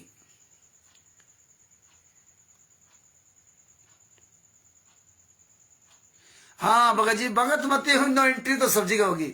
अब देखिए कितने कायर डरे हुए हैं। सतलोक आश्रम बरवाला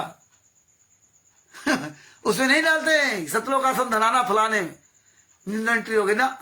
सभी आश्रम में नो एंट्री, सतलोक आश्रम बरवाला। कितने कायर लोग हैं। अरे हमें साला मतलब ही नहीं तुम्हारे फर्जी आश्रमों से। मेरा गुरु जहां है वहीं मेरा आश्रम। मेरा गुरु जेल में है तो अब जेल में हम जा नहीं सकते। महाराज जेल से बाहर आएगा तो वहां आश्रम। ये फालतू में पीला पर्चा अपना डालते जानते हैं, मूर्ख होंगे, फंस जाएंगे। तो अब सब समझ रहे हैं कि हमें क्या लेना बरवाला से। ना बरवाला तो बंद है, ना हमें धनाने से मतलब, ना बरवाला से मतलब, ना कुछ। तो ये सब धीरे धीरे सब अलग हो रहे हैं। पता नहीं कितने लोग इनसे अलग हो गए हैं। अभी ये कायर लोग क्या करें।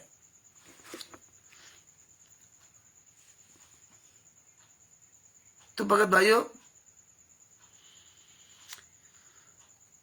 उस समय ये सब इस तरह इन्होंने अपना पूरा जो है पाखंड चालू कर रखा है परमात्मा ने, इसीलिए सब दिखा रखा है। आज परमात्मा की दया से इसलिए यहां तक परमेश्वर ने बताया, और आगे फिर परमात्मा की दया से ये सब बात बाकी आप सब पढ़ना, बहुत लंबा हो जाएगा। भारत में 500 नामदान केंद्र हैं। दूसरी का फिर आपको दिखाऊंगा, 2 3 जगह लिख रखा है। हाँ, ये पेज नंबर 33 पर भी लिख रखा है।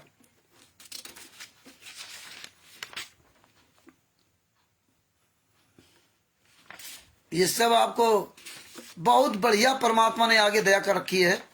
आप सुनेंगे तो आप दंग रह जाएंगे। इसलिए भगत भाइयों, समय तो आपको देना ही पड़ेगा। टाइम ज्यादा हो गया, हम भी आज लेट आए। 8 बजे तो हम लेट, 8 बजे तो आए हैं हम। 8 बजे आने के बाद हाथ पैर धोया, सब तैयारी बनाई, तब जाके आपके सामने लाइव आया हूं। शाम को काम पड़ गया था तो चले गए थे रिक्शा लेकर के ना। लौट करके आए तो घर ही के पास में चौराहे पे पुलिस वालों ने रोक लिया। 400 रुपए का शाम को भाड़ा लेके गए थे। शाम को, दिन में भी परमात्मा ने कुछ काम करा दिया था। वापसी में आया तो 200 रुपए उन लोगों ने ले लिया। क्या करें ये हालात है। क्योंकि इस समय अभियान चालू कर दिया ना कानपुर में, 1 अप्रैल से 30 अप्रैल तक। अब हाईवे पर आपका रिक्शा नहीं दिखेगा। और मुझे ये चीज ध्यान नहीं थी, नहीं तो हम घूम करके आ जाते। और वहां अभी शाम को घर के ठीक बगल में मेन रोड घर आ रहे थे हम, लेकिन उनको तो खून लगा हुआ है। क्या करोगे? बोले ये प्रतिबंधित है, आप यहां कैसे आ गए? जबकि हम दिन में चलाते ही नहीं, रोड पे निकलते ही नहीं है, सवारी ढोते ही नहीं है। हमने कहा भैया थोड़ा भाड़ा था वो छोड़ के आया, मैं उसे नहीं काम करता हूं। तो ये तो गलीमत थी कि जेब में अलग जो है लगभग 300 रुपए पड़े थे, तो उसमें 200 रुपए लिया उसने। क्या किया जाए? और बता रहा है कि 1 अप्रैल से 30 अप्रैल तक आप मेन रोड पर बचाए रहे, इन्होंने हर चौराहे पर पकड़ेंगे। दाएं बाएं आप चलाते रहो, मेन रोड पर न रहना। ये यातायात माह है, सप्ताह है। वो चलो भैया, पता चल गया। 200 रुपए उसने ले लिया। क्या करूं? ये हालात है बंदी छोड़ जैसा रखे वैसा रहे। तो बड़ी दया है परमात्मा की, फिर भी आपके सामने आकर के परमात्मा ने इतनी देर बात करवाई। ये वीडियो अधिक से अधिक शेयर करें। इस पुस्तक को, ज्ञान अमृत शरण का 20 नाम पुस्तक को पढ़ें और खूब शेयर करें। इस पुस्तक को आप सभी भाई बहन लोग इस पुस्तक का जम के प्रचार करो। आप कहीं भी आप दुकान रखे हो, धंधा कर रहे हो, या 4 लोग मिल जाते हैं, सबको ये पुस्तक पकड़ा करके ना फोटो खिंचा कर डालो फोटो, जितना भी वायरल कर सको।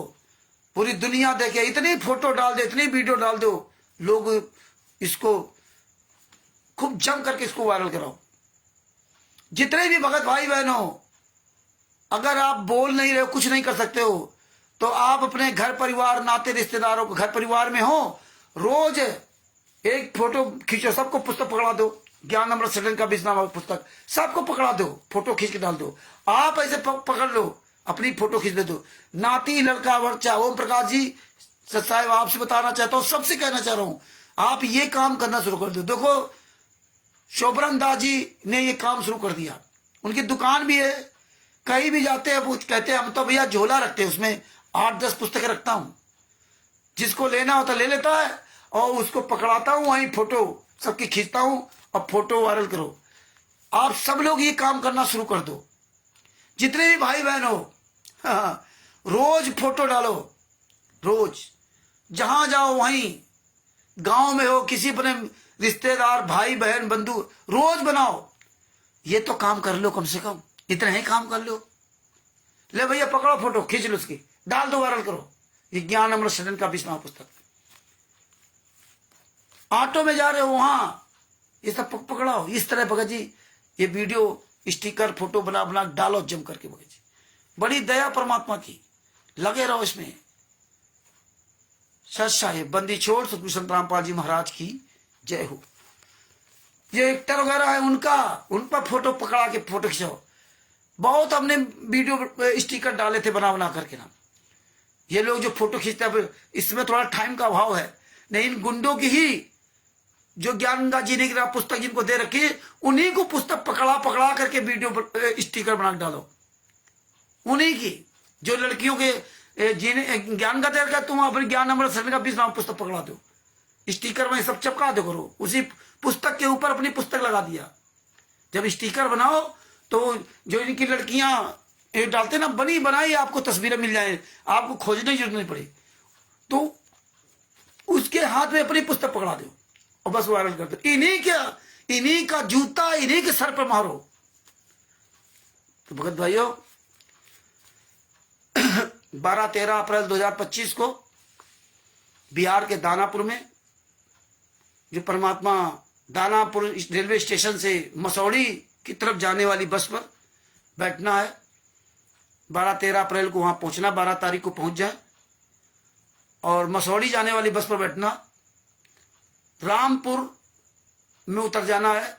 रामपुर में हनुमान मंदिर के पास, हनुमान मंदिर से उतर करके थोड़ा 10 कदम आगे चलेंगे, 10-20 कदम, तो वहीं पर बाएं हाथ पे तपस्या जी है, भगत जी हैं, उनके यहाँ परमेश्वर। ये हुंकार रैली सत साहिब चैरिटेबल ट्रस्ट के सदस्यों के द्वारा हुंकार रैली, सत साहिब चैरिटेबल ट्रस्ट के जो आंदोलनकारी भाई बहन हैं, जो संत रामपाल जी महाराज के अनुयायी हैं, उनके द्वारा हुंकार रैली क्या वहां पर मतलब जो है आयोजन रखा गया है। अधिक से अधिक परमात्मा की प्यारी आत्माएं पहुंचने का प्रयास करें और ऐसे ही जगह जगह सब प्रोग्राम होंगे। और अपनी वाक्पटुता, बोलने की कला आप लोग डेवलप कीजिए, क्योंकि हमें अलग अलग टीम बनानी पड़ेगी अलग अलग क्षेत्र में। अब आपको आगे आना पड़ेगा। अब सीरियसली मैटर लेकर के सीरियसली सोच रखनी पड़ेगी। तो ये जो जो भगत भाई बहन आना चाहे आए और इस पुस्तक का अधिक से प्रचार करो। सभी भाई बहनों को दास जो है ना, हम सभी भाई बहन मिलकर के संत रामपाल जी महाराज की जय बोलते हैं। बंदी छोड़ सतगुरु संत रामपाल जी महाराज की जय हो। परमात्मा की छिपी आर्यात्मा कानपुर श्री रामचंद्र दास के साहिब, बिहार के सीनियर एडवोकेट सदभूषण जी, जिनका मोबाइल नंबर है 9931592093, उनसे ये पुस्तक आप मंगवा सकते हैं। 150 रुपए में 2 पुस्तकें, लगभग 150 रुपए में 2 पुस्तकें आपके घर डाक खर्च सहित पहुंच जाएंगी। और जितने भी भाई बहन हैं, अगर आपसे कोई भी पुस्तक मांगता है, कोई भगत फोन करता है, तो आप सदभूषण जी का मोबाइल नंबर दें, उनसे पुस्तक भिजवाएं। आपके क्षेत्र में आसपास कोई आपके साथ में रहता हो तो आप उसको हैंड टू हैंड पुस्तक दें, या वो लेने आ जाए तो दे दीजिए। बाद बाकी बाई पोस्ट अगर देना है तो सदभूषण दास जी का ही नंबर दें, क्योंकि वहां से पुस्तक जब जाएगी तो आप उस व्यक्ति को बताओगे कि सदभूषण दास जी एडवोकेट हैं जिन्होंने ये पुस्तक लिखी है, और उनके द्वारा तो डायरेक्ट आप उनसे पुस्तक मंगवाएंगे। तो सबसे बड़ा मैसेज पूरी दुनिया में यह जाएगा। और बताइए कि देखो संत रामपाल जी महाराज का जो सच्चा शिष्य का कर्तव्य होता है, जैसे सदभूषण जी ने किया। सदभूषण जी ने परमेश्वर के आशीर्वाद से पुस्तक लिखी, तो उन्होंने रियल में ट्रस्ट का नाम, अपना पता, मोबाइल नंबर सब कुछ डाला। और ये राष्ट्रीय सेवा से गुंडे जो छपवाते, इनका कुछ भी नहीं उसमें। ये कोई अधिकृत नहीं है, अधिकारी इस पुस्तक के जिम्मेदार नहीं बनते। तो ये होती असली पहचान। तो ये पुस्तक असली पुस्तक है, इसलिए इसके जिम्मेदार सदभूषण जी हैं। और ये सब नकली पुस्तकें हैं, इसलिए इन पुस्तकों का जो इन लोगों ने पुस्तकें छाप रखी है, इनका कोई माई बाप नहीं है, इनका कोई माई बाप नहीं है। कहाँ चपटी कौन छापता कोई मतलब नहीं, बस संत राम पाजी महाराज का नाम दे दिया तो वो उस भगत का और दिलो दिमाग सही होगा। और सजभूषण जी दो बात करेंगे, चर्चा करेंगे, बताएंगे, कानून के कुछ गुर बताएंगे उनको, तो उसके अंदर ये भय भी खत्म होगा कि हाँ कोई वकील है। लोग डरते ना वकील के नाम से, तो ये चीजें आपको याद रखना चाहिए। आप मत भेजो। और डाक खर्च उतना ही लगेगा। अगर बिहार से पुस्तक पूरे भारत में कहीं भी जाती है तो डाक खर्च चाहे वो 10 किलोमीटर जाए चाहे 1 किलोमीटर पुस्तक जाए बाई डाक द्वारा, खर्चा उतना ही लगेगा। किराया उसका सेम एक ही है, चाहे आप 1000 किलोमीटर भेजो और चाहे 1 किलोमीटर दूर भेजो बाई डाक, तो उसका पैसा एक ही पड़ना है। तो इसलिए वहीं से पुस्तक भिजवाने मंगवाने का बताए। तो अब बंदी छोड़ की दया से हम यही अपने शब्दों का विराम देता हूं। सत साहिब बंदी छोड़ सतगुरु संत राम पाल जी महाराज की जय हो। सत साहिब। इस वीडियो को अधिक से अधिक शेयर करो। ये पार्ट 3 है। जब जब भूल पड़े राम पुस्तक का ये पार्ट 3। आप सब लोग भी अपने अपने चैनल में वीडियो डाल लिया करो और लिख दिया करो जब जब भूल पड़े नामा पुस्तक का पार्ट 1, पार्ट 2, पार्ट 3। ये पार्ट 3 है। तो सत साहिब बंदी छोड़ सतगुरु संत राम पाल जी महाराज की जय हो। परमात्मा श्री प्यारी आत्मा कानपुर श्री रामचंद्र दास की सत साहिब। दास का मोबाइल नंबर है 9140625626। सत साहिब बंदी छोड़ सतगुरु संत राम पाल जी महाराज की जय। सत साहिब।